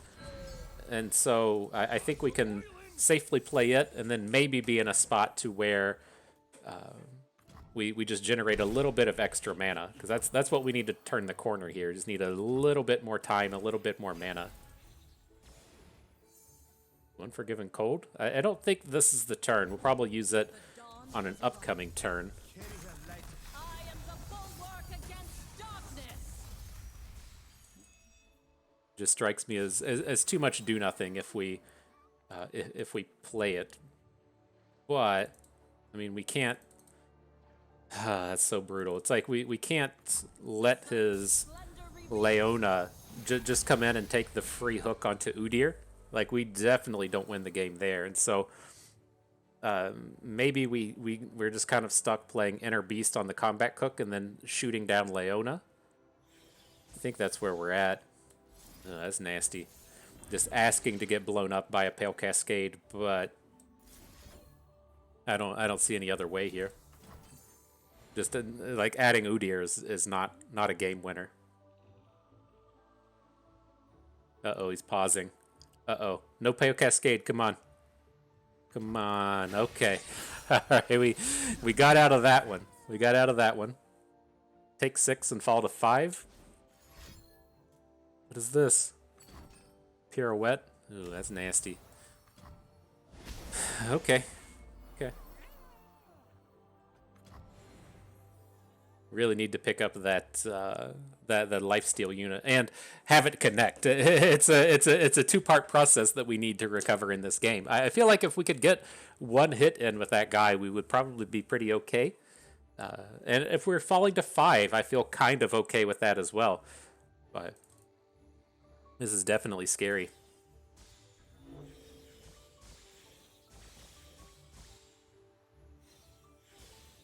This is why we say, you know, the Samira style matchups aren't perfect. They aren't amazing. Didn't even realize this was Diana. He didn't have another Samira deck. That's pretty interesting that he went about it that way. Alright, boys, time to recover. No knocks and fervors, and then everything will be okay.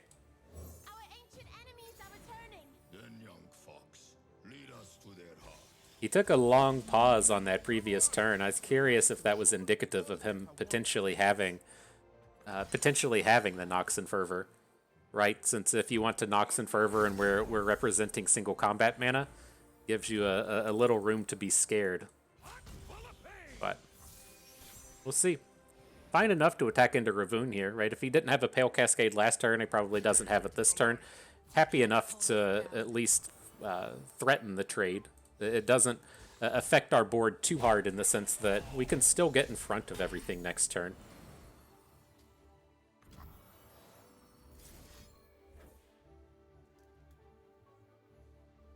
How do we want to do this? I want to put a stance on not Udyr. I want it to go onto the Vulpine Wanderer. Let's give it +2/+2.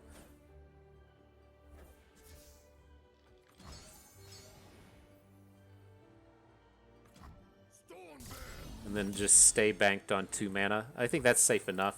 If we draw a cheap unit, we can play the cheap unit and play the Unforgiven Cold. So we aren't overbanking a ton of mana here. Fish fight. Kind of exactly the thing we were looking for in terms of clearing out the board.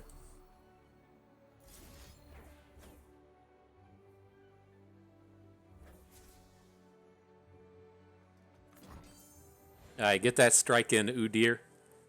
Give us some weaponry. This guy's had so many stuns. This has been brutal. But if we can survive the turn, might be okay. No more cards, my dude. No more cards, just send the attack in. See if we can't get out of this mess. Uh-oh. Uh-oh, did we do it? Did we do it? Fuck. No, send it in. We told you to send it in.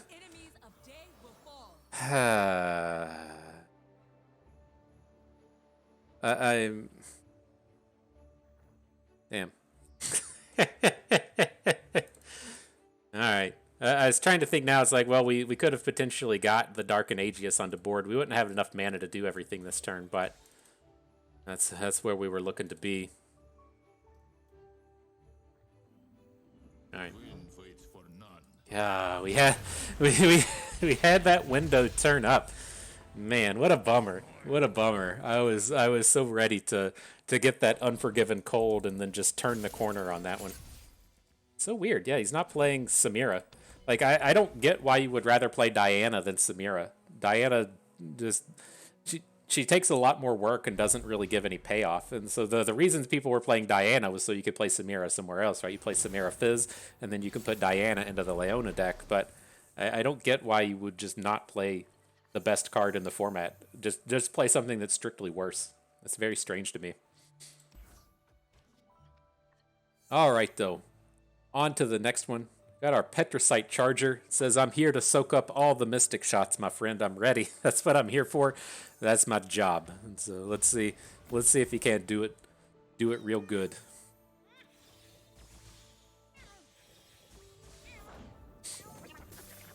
Oh man, my favorite thing. They rotated out that stupid card I hate so much. You know what the name of it is. The loyal followers of the channel know exactly who I'm talking about. Not Tasty Faithful. What is he? That 7 mana thing. It's not gonna come to me. Good riddance. Good riddance to that guy.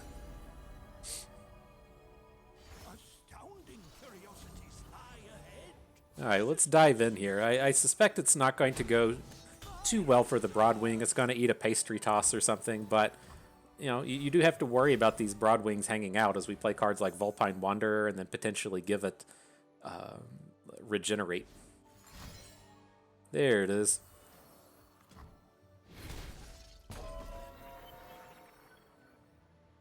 So how do we want to go about this? I like keeping a little bit of mana up, so I think we can send in the Broadwing. Well, it's going to play off awkwardly either way. Let's just drop in the Charger, and then maybe next turn we'll start to look to load up the Charger with the Regenerate. I have mastered the rain, lightning, and cloud styles.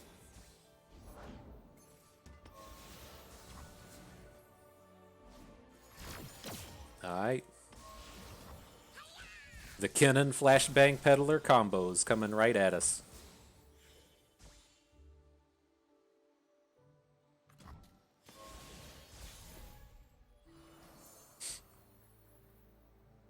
So do we want to make him aware that we have the Wanderer just yet? It's one of these spots where I typically prefer to play the Wanderer on the next attack turn. I think we're good to just attack. You shouldn't be able to kill this thing, and then we can start to build up for a future turn. But very, very awkward hand we have in terms of this match, given that, you know, single combats and the like aren't at their strongest here. Beagle shows them where their spells can help.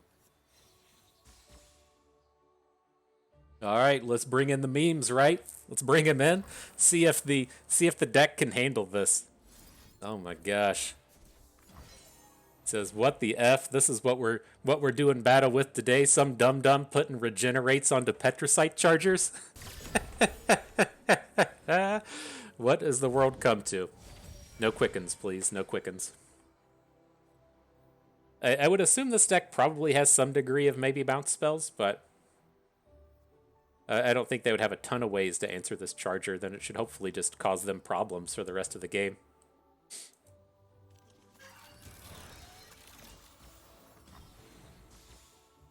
One thing I will note is the flashbang traps do affect the charger. So if he hits the traps that will shrink the charger's health, then ideally we'll just heal it right back up on the next turn.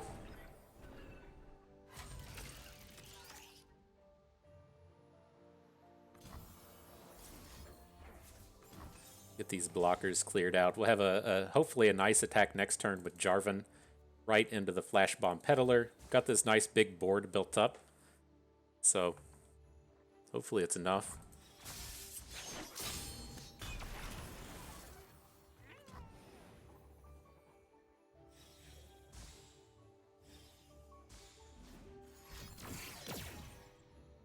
Pastries in.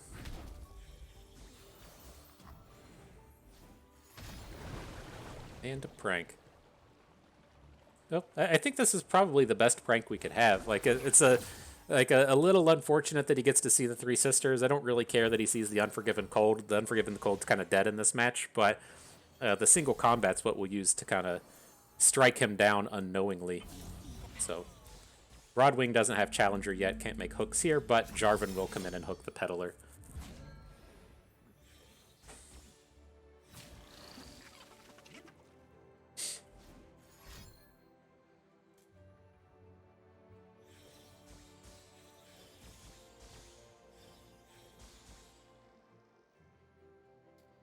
Let's hydrate. Say stuff like crap in a mint while we wait here.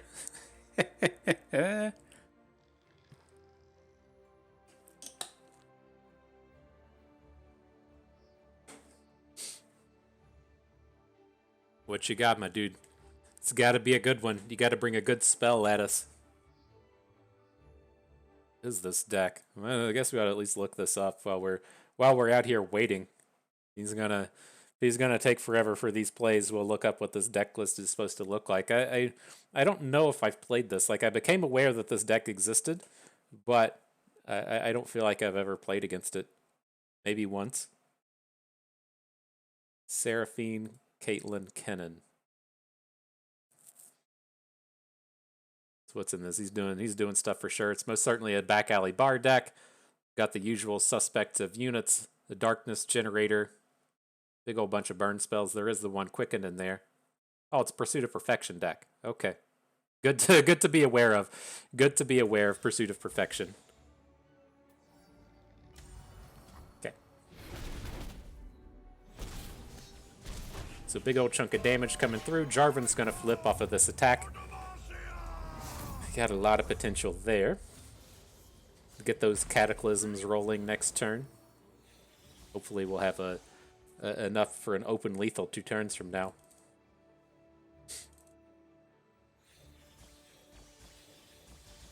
The Pursuit of Perfection. Maybe I have played against this, but just like once. I'm curious why people play... I guess the Mirai combo isn't... It's good, I guess. I don't know. I don't play these dumb decks. I'm the last person in the world you would want to ask which version of the back alley bar deck is better. Oh, up traps. Oh, snap. Scary times out here.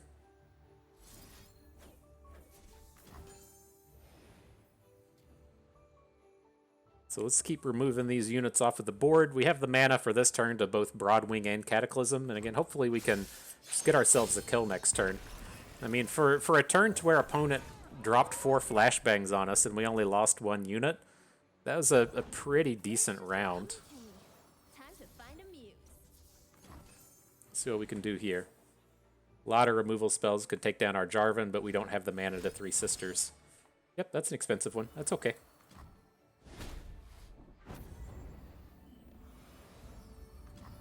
And Seraphine is at 7 of 9, so we're getting close. Or I should say he's getting close. We're not so much the ones getting close on this board. Can't lethal this turn, that's for certain. So we're gonna have to keep trying, keep battling. Adding in the Badger Bear does stop us from playing +3/+4 from playing Fury of the North, but I think it's okay. Without it being lethal, I think we really need to save it just for a lethal.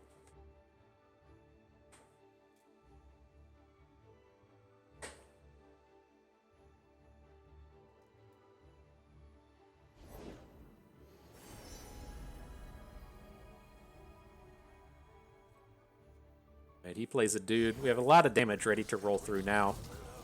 So let's go ahead and bring this.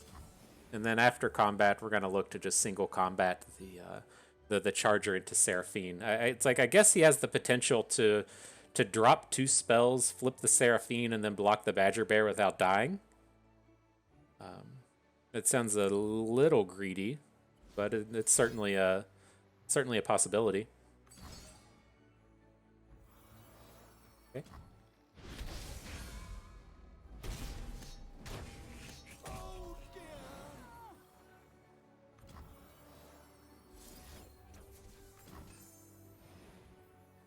It says I gotta play against this Petricite Charger. He said, this was not supposed to be happening. This was not supposed to be the way my seasonals was going.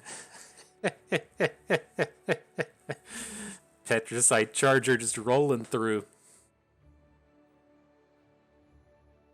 But this is a still fairly scary game. He's at 6. We're nowhere near getting a lethal. We need to pick up an Anaka or a Jarvan Dad. One of our big card advantage-y kind of cards. It's pretty disaster mode to roll into this next turn without being ready for lethal. Oh, Darkened Spear, perfect. I aim to win, and my aim. He goes Pulse Fire, Caitlyn. I gotcha. So can we drop the Anaka without worry here? Like, Caitlyn's never going to kill us this turn, so that's not a big deal. It strikes me as a world to where he can still cause problems, but I don't think he can kill the Anaka. I guess the question would be, is he able to like kill us with Pursuit of Perfection at this point? And I don't know how legitimately close he is to that. Maybe that's what we need to be keeping in mind for our Unforgiven Cold. Is this guy is playing Pursuit of Perfection, and we don't want to just get domed by a 30-30. You don't see Pulse Fire Caitlyn too often. It's one of the cooler skins. She's got that sweet gun and stuff. You heard it here first. It's not the one I usually use, you know. I think I typically use the. It's not. It might be a Battle Academia. I don't remember. But. All right, what you got coming for us? Securing the perimeter. Going for the traps, huh?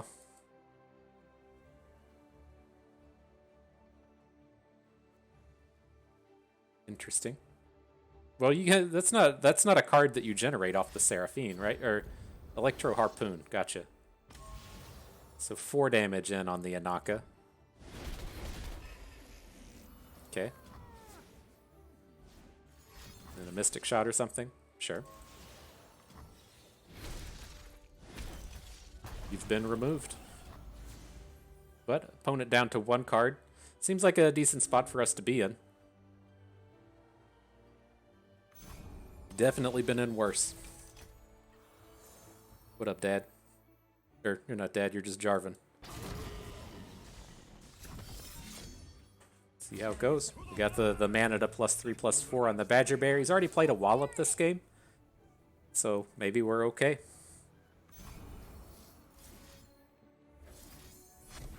maybe.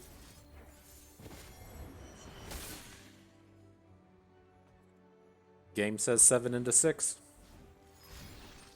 Ah, we gotta fight through this stuff, huh?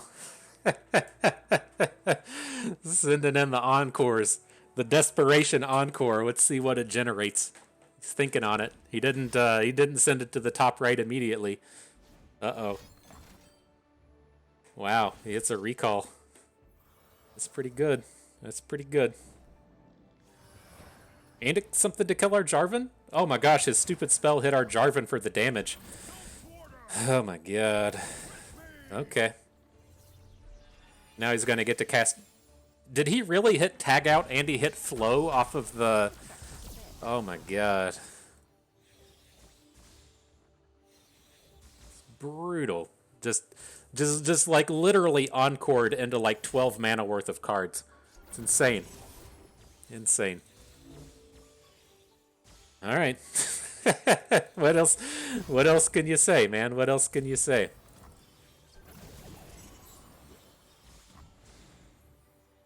That's insane.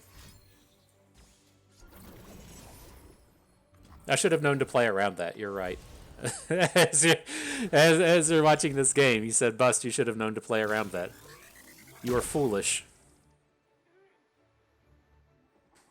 I don't even know if we'd be capable of stopping a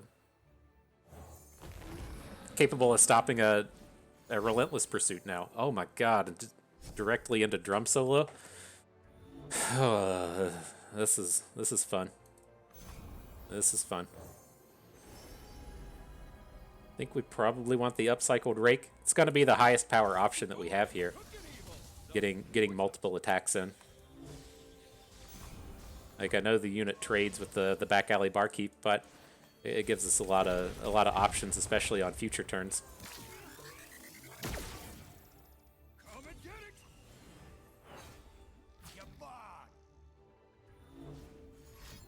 All right, let's see what a treat this is. What a soul crusher, man. Okay. Oh, soup's off.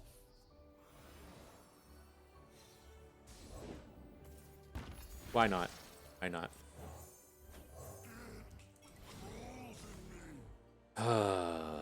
This is just savage.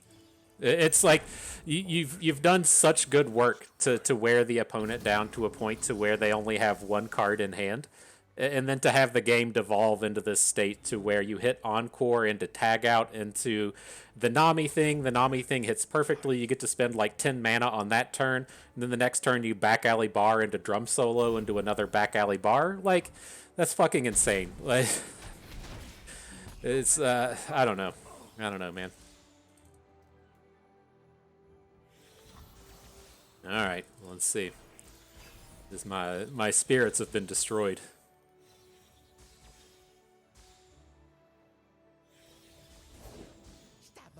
It's another way to just generate 12 mana off of a random thing from the back alley bar. It's wild. So, why ankle snuggle? And with the double bar, he actually gets to play all these things as well. Oh my god.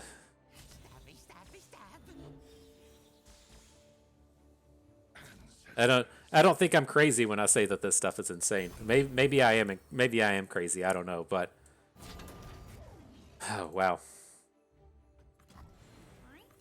Well, at least the angle we're going to try and take to finish this game off. We're at 10. We're still reasonably healthy as it is. I'm going to look to upcycled Rake onto the Formidable Charger and then take 2 scout attacks next turn with this thing having Overwhelm. I'm not entirely certain that would be enough. Like, we need to still kill this big unit out of Bull to be able to pull something like that off. So maybe we have to bring the Rake in on the Badger Bear so we can get the block, right? Because he's going to get a rally off of this thing. Oh my god. That's wild.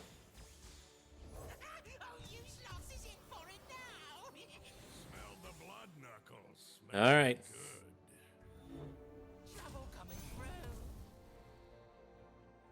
So we don't have that opportunity to overwhelm anymore, but I mean, is this where we're gonna spend the Unforgiven Cold? I think it probably has to be now, right? If we're gonna come in with this Badger Bear next turn and try and deal some damage.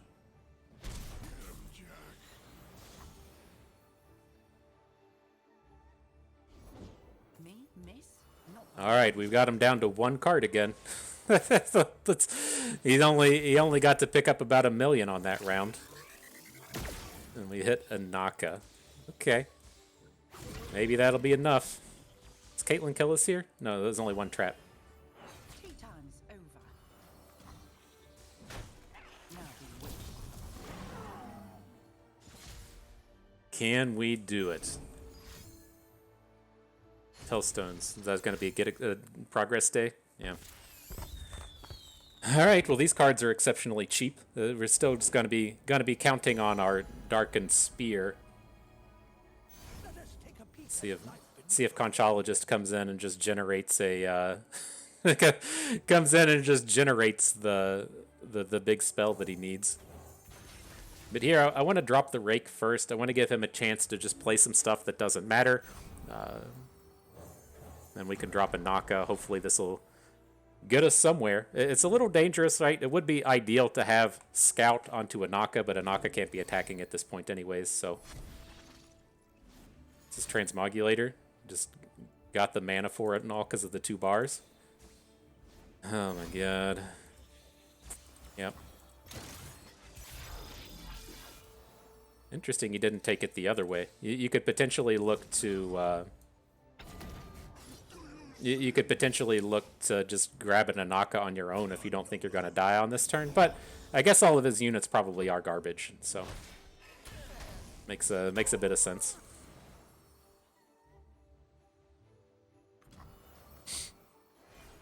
All right. And Jarvan turns up. Oh, wow. He double hit on... Okay. Okay. I mean, that's it. I can't play anymore. I know that we still have the 3rd loss that we can fight through, but that one just defeated me on the day. It's the thing in life that has really like bothered me the most throughout the course of the game. Like we've made it through all the time playing Expedition, the highs and the lows of having to deal with Kindred and stuff, and we made it through it. They take away the gameplay mode, and then we jump into Constructed and we play. It's nice and it's fun and things are interesting. And then Seraphine comes out, and Seraphine has been like the closest thing to just driving me out of the game. Like I literally just like slogged through and was like, okay, if we make it like 1 month, this card will eventually get nerfed and the game will be back to like being okay, and I won't hate just sitting here making content every day. And so to like come in and have this be like one of the games that we literally have to play is you have like this nice board advantage. You've really ground your opponent down.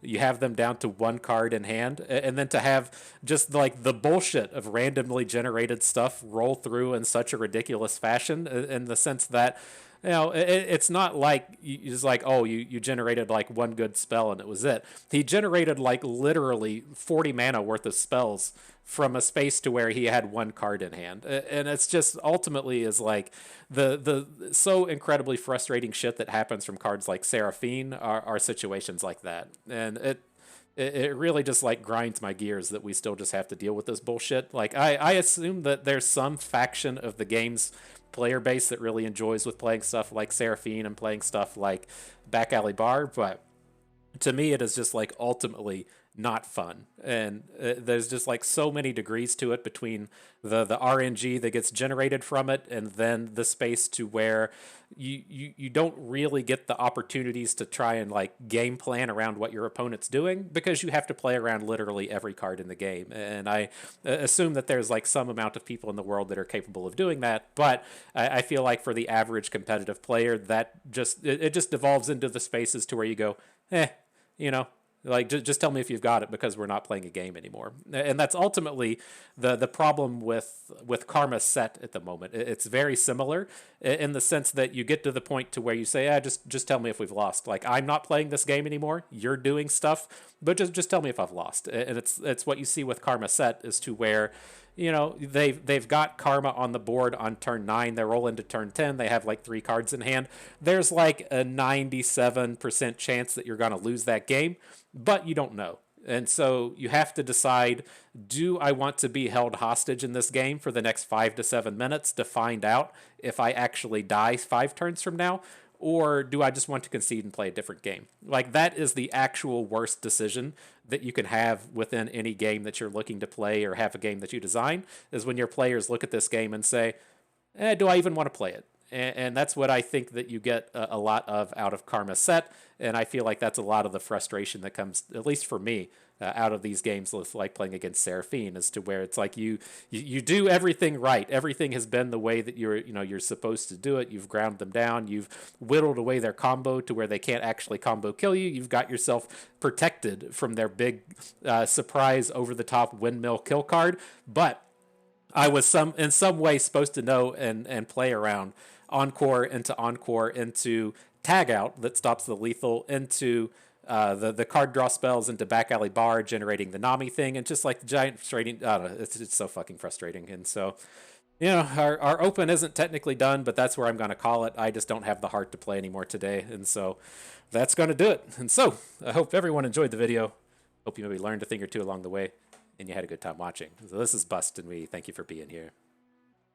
And LOL, a bit of a surprise, if you will. I was a bit salty after that 2-2, but I wanted to continue on with the battles and see if we couldn't at least just come in and unlock some more trophies. And we went on a bit of a tear and got ourselves up to 8-2. And so, it is nice. My intent, and I guess I should say my goal for this event, was to hit a 6-3. I haven't been having tons and tons of success in the gauntlets. It's been a really weird stretch of going like either 4-0 or 0-2. It's been really weird, but I feel like the competitiveness in there is pretty big. And so I felt like if we could come out and go 6-3 in this, that's a nice bit of progression from where we've been getting into the seasonals. And then we can maybe start to push up into these higher qualification spaces. And so as it stands, a 9-2 shouldn't be able to make the top cut. I think the 9-0s and 9-1s are the limit, but we're going to give it a shot. And so I'm going to do it at least a little bit differently for this game. I don't really feel like talking about these. I'm not really in the mood to do that after the previous one. And so I'm still going to show the gameplay, leave the video on and stuff. I'm just going to turn off the commentary and let you watch it as is, and just envision my beautiful voice as you watch all the amazing plays. And we'll talk about the games at the end here.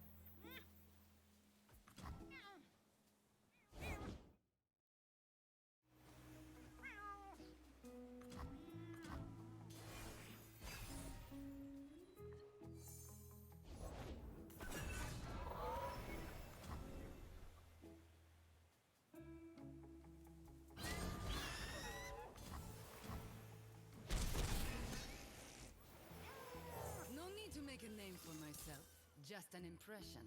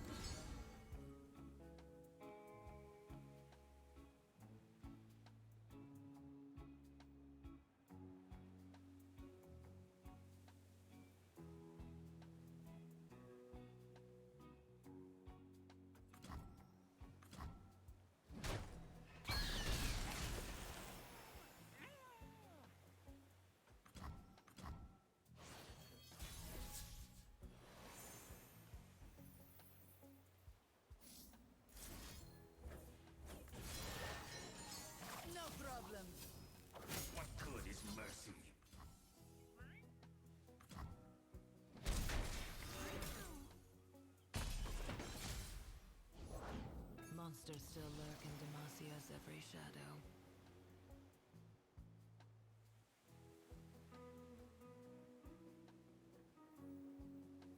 What I could learn from studying such a weapon. You will know our power. Be patient.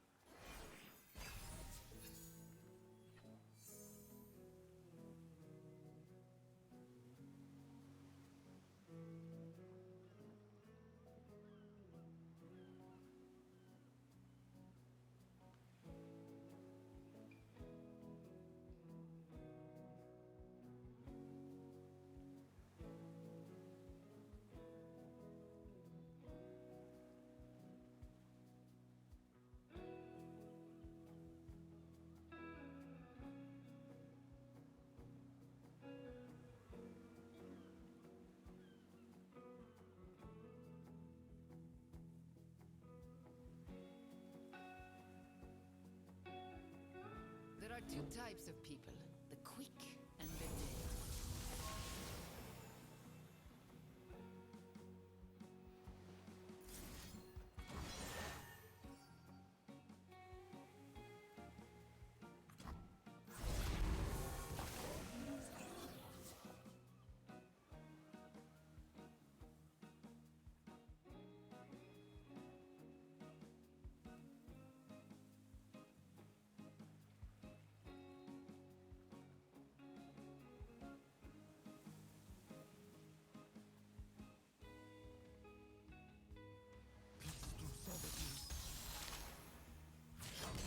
A sheath for a soul.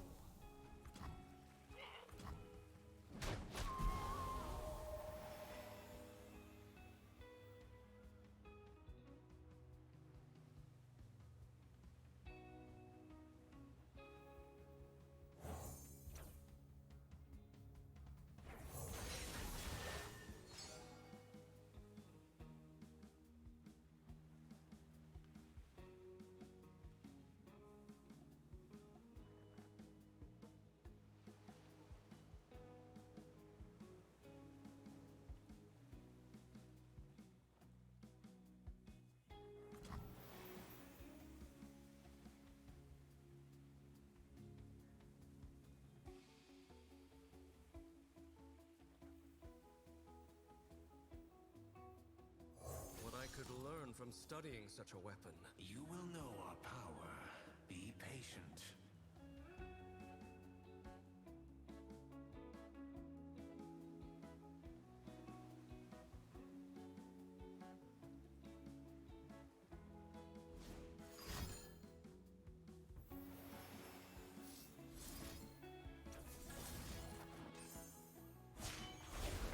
Don't hold anything back. I won't.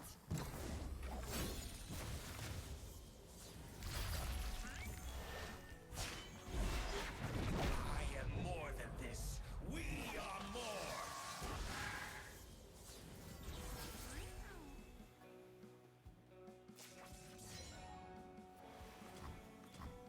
Try to keep up.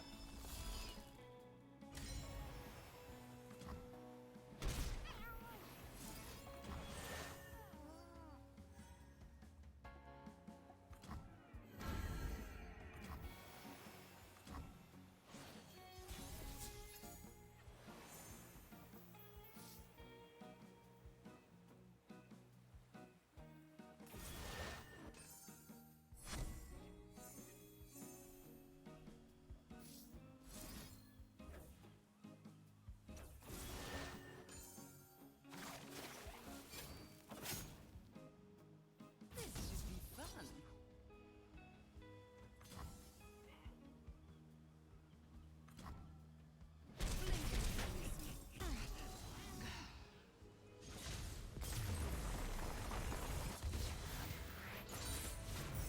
Lucky for them, the last thing they saw was me.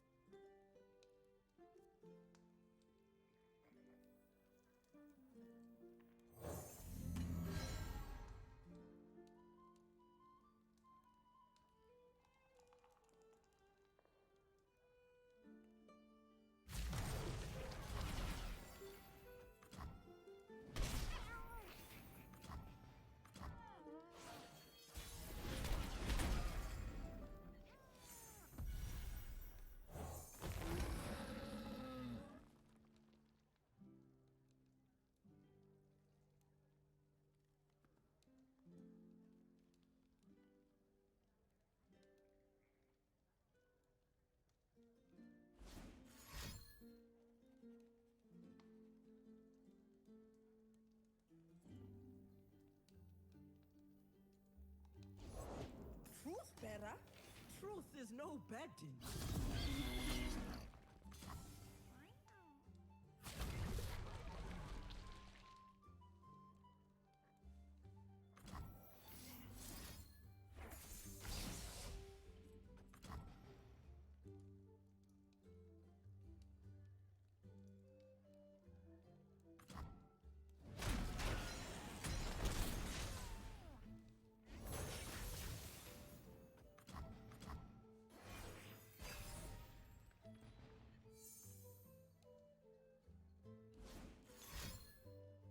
Relish life's bounty. Nagasho! Witness truth.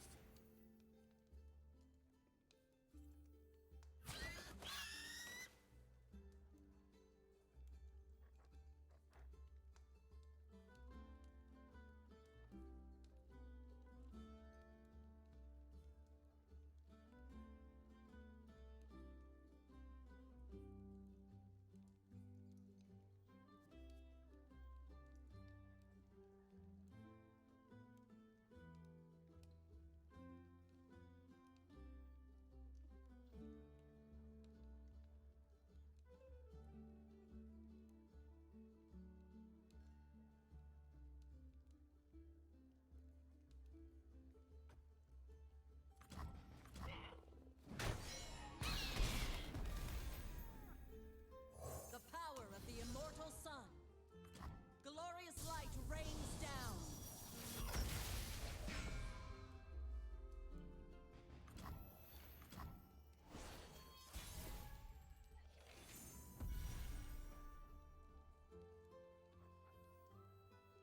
Forger, your work is unparalleled. Blades bright, forged in solstice heat.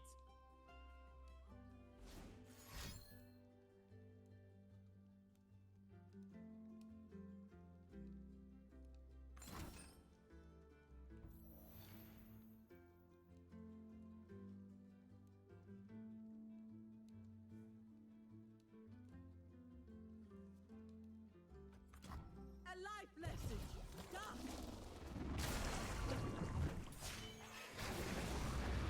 Nagakaporos moves within me! Sun sets. Radiant strikes!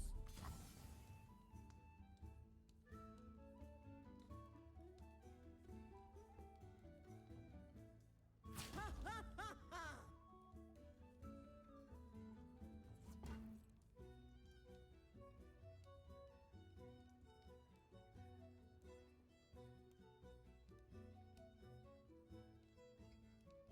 Food!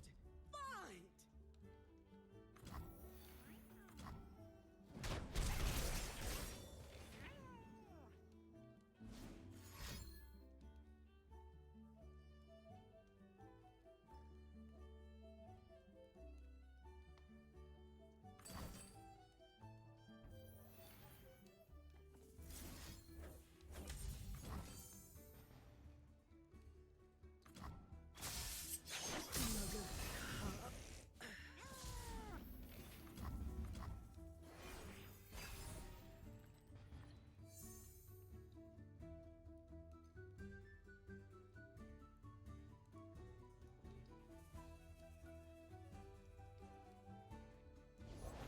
We move against fear, against doubt.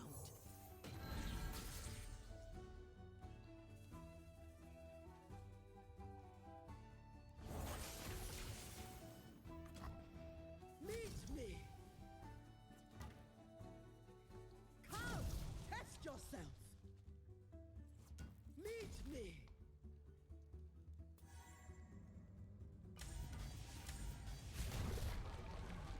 Nagasho!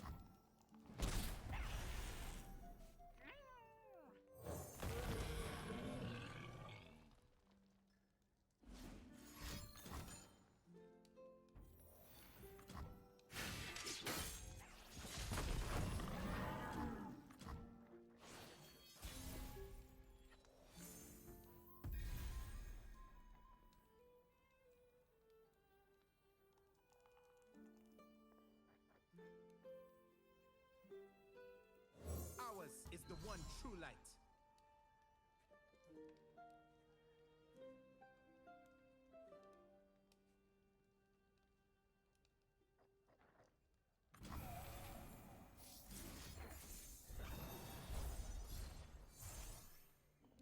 Punish transgressors.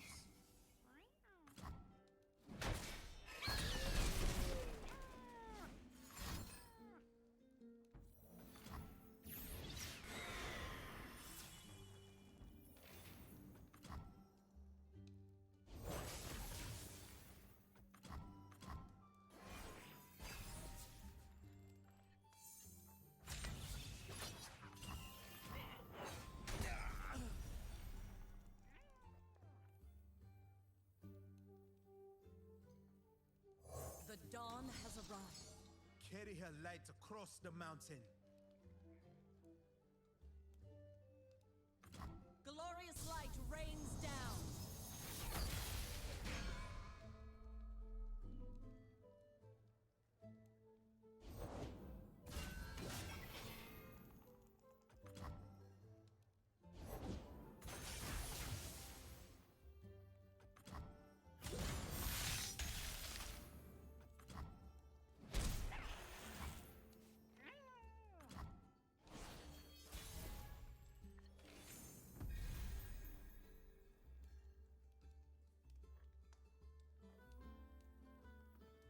Daylight everlasting! Solari control all To shine like the sun, you must burn like it.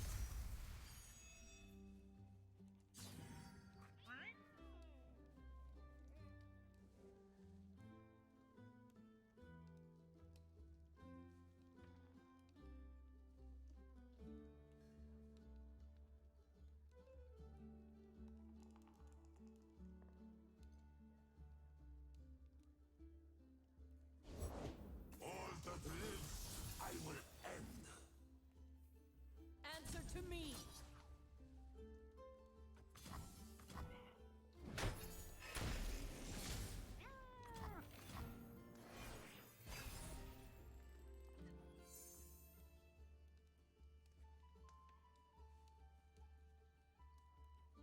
There is no music as soothing as silence. Sunlight blinds.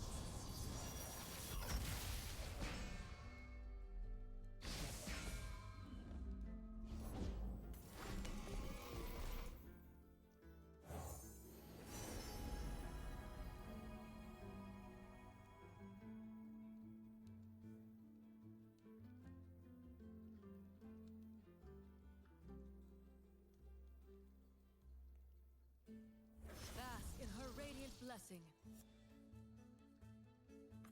Bask in the light's radiance.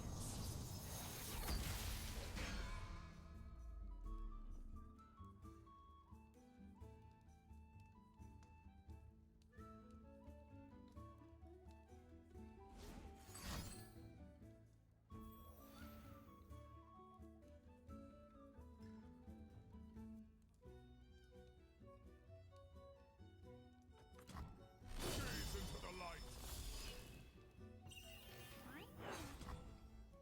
Everlasting!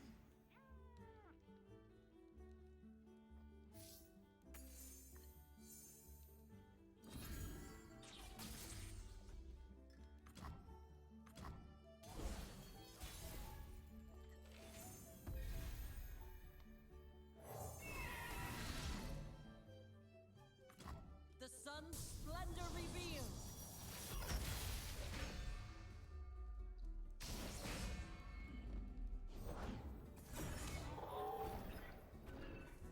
My heart and sword for Demacia! This guides us to the corners of the world.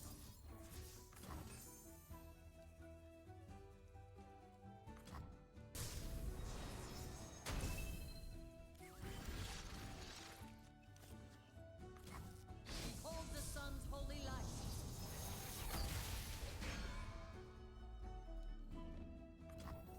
devotion to battle. Feel the sun's glory.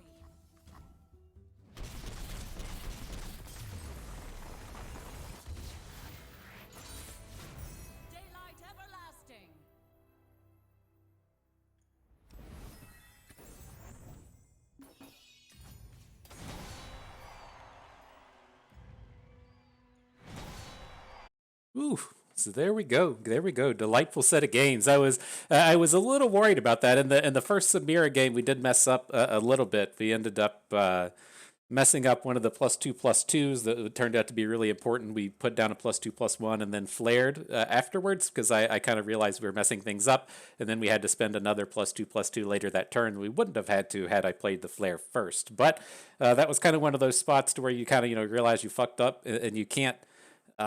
You can't just say, okay, well, I've messed up. Now I need to get fancy to make it not look like I messed up. You just have to say, okay, I fucked up. Let's reassess how this board here looks now and move on. And hopefully we can salvage things and move on. And so that was good.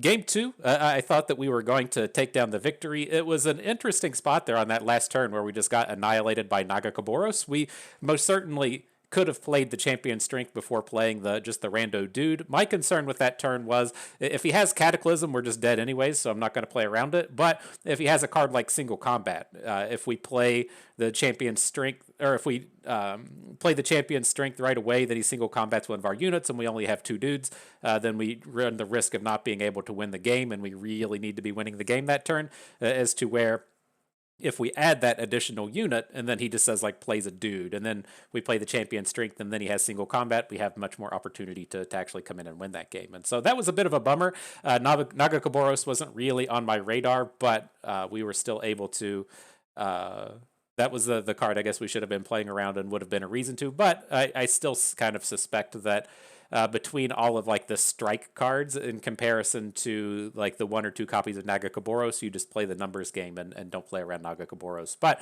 we were able to snatch victory in that third one. Nice set of victories there. I was curious what was going to play out when we were. I felt like we were going to be able to snatch the win once we had the Ravun Leona combo along with the Hawks to go with it, just to get the full stuns on the board. But I was kind of curious with that written in the stars, right? We had the choice between written in the stars or the Golden Sisters. The Golden Sisters being interesting if we have to make a bad attack and throw away our whole team.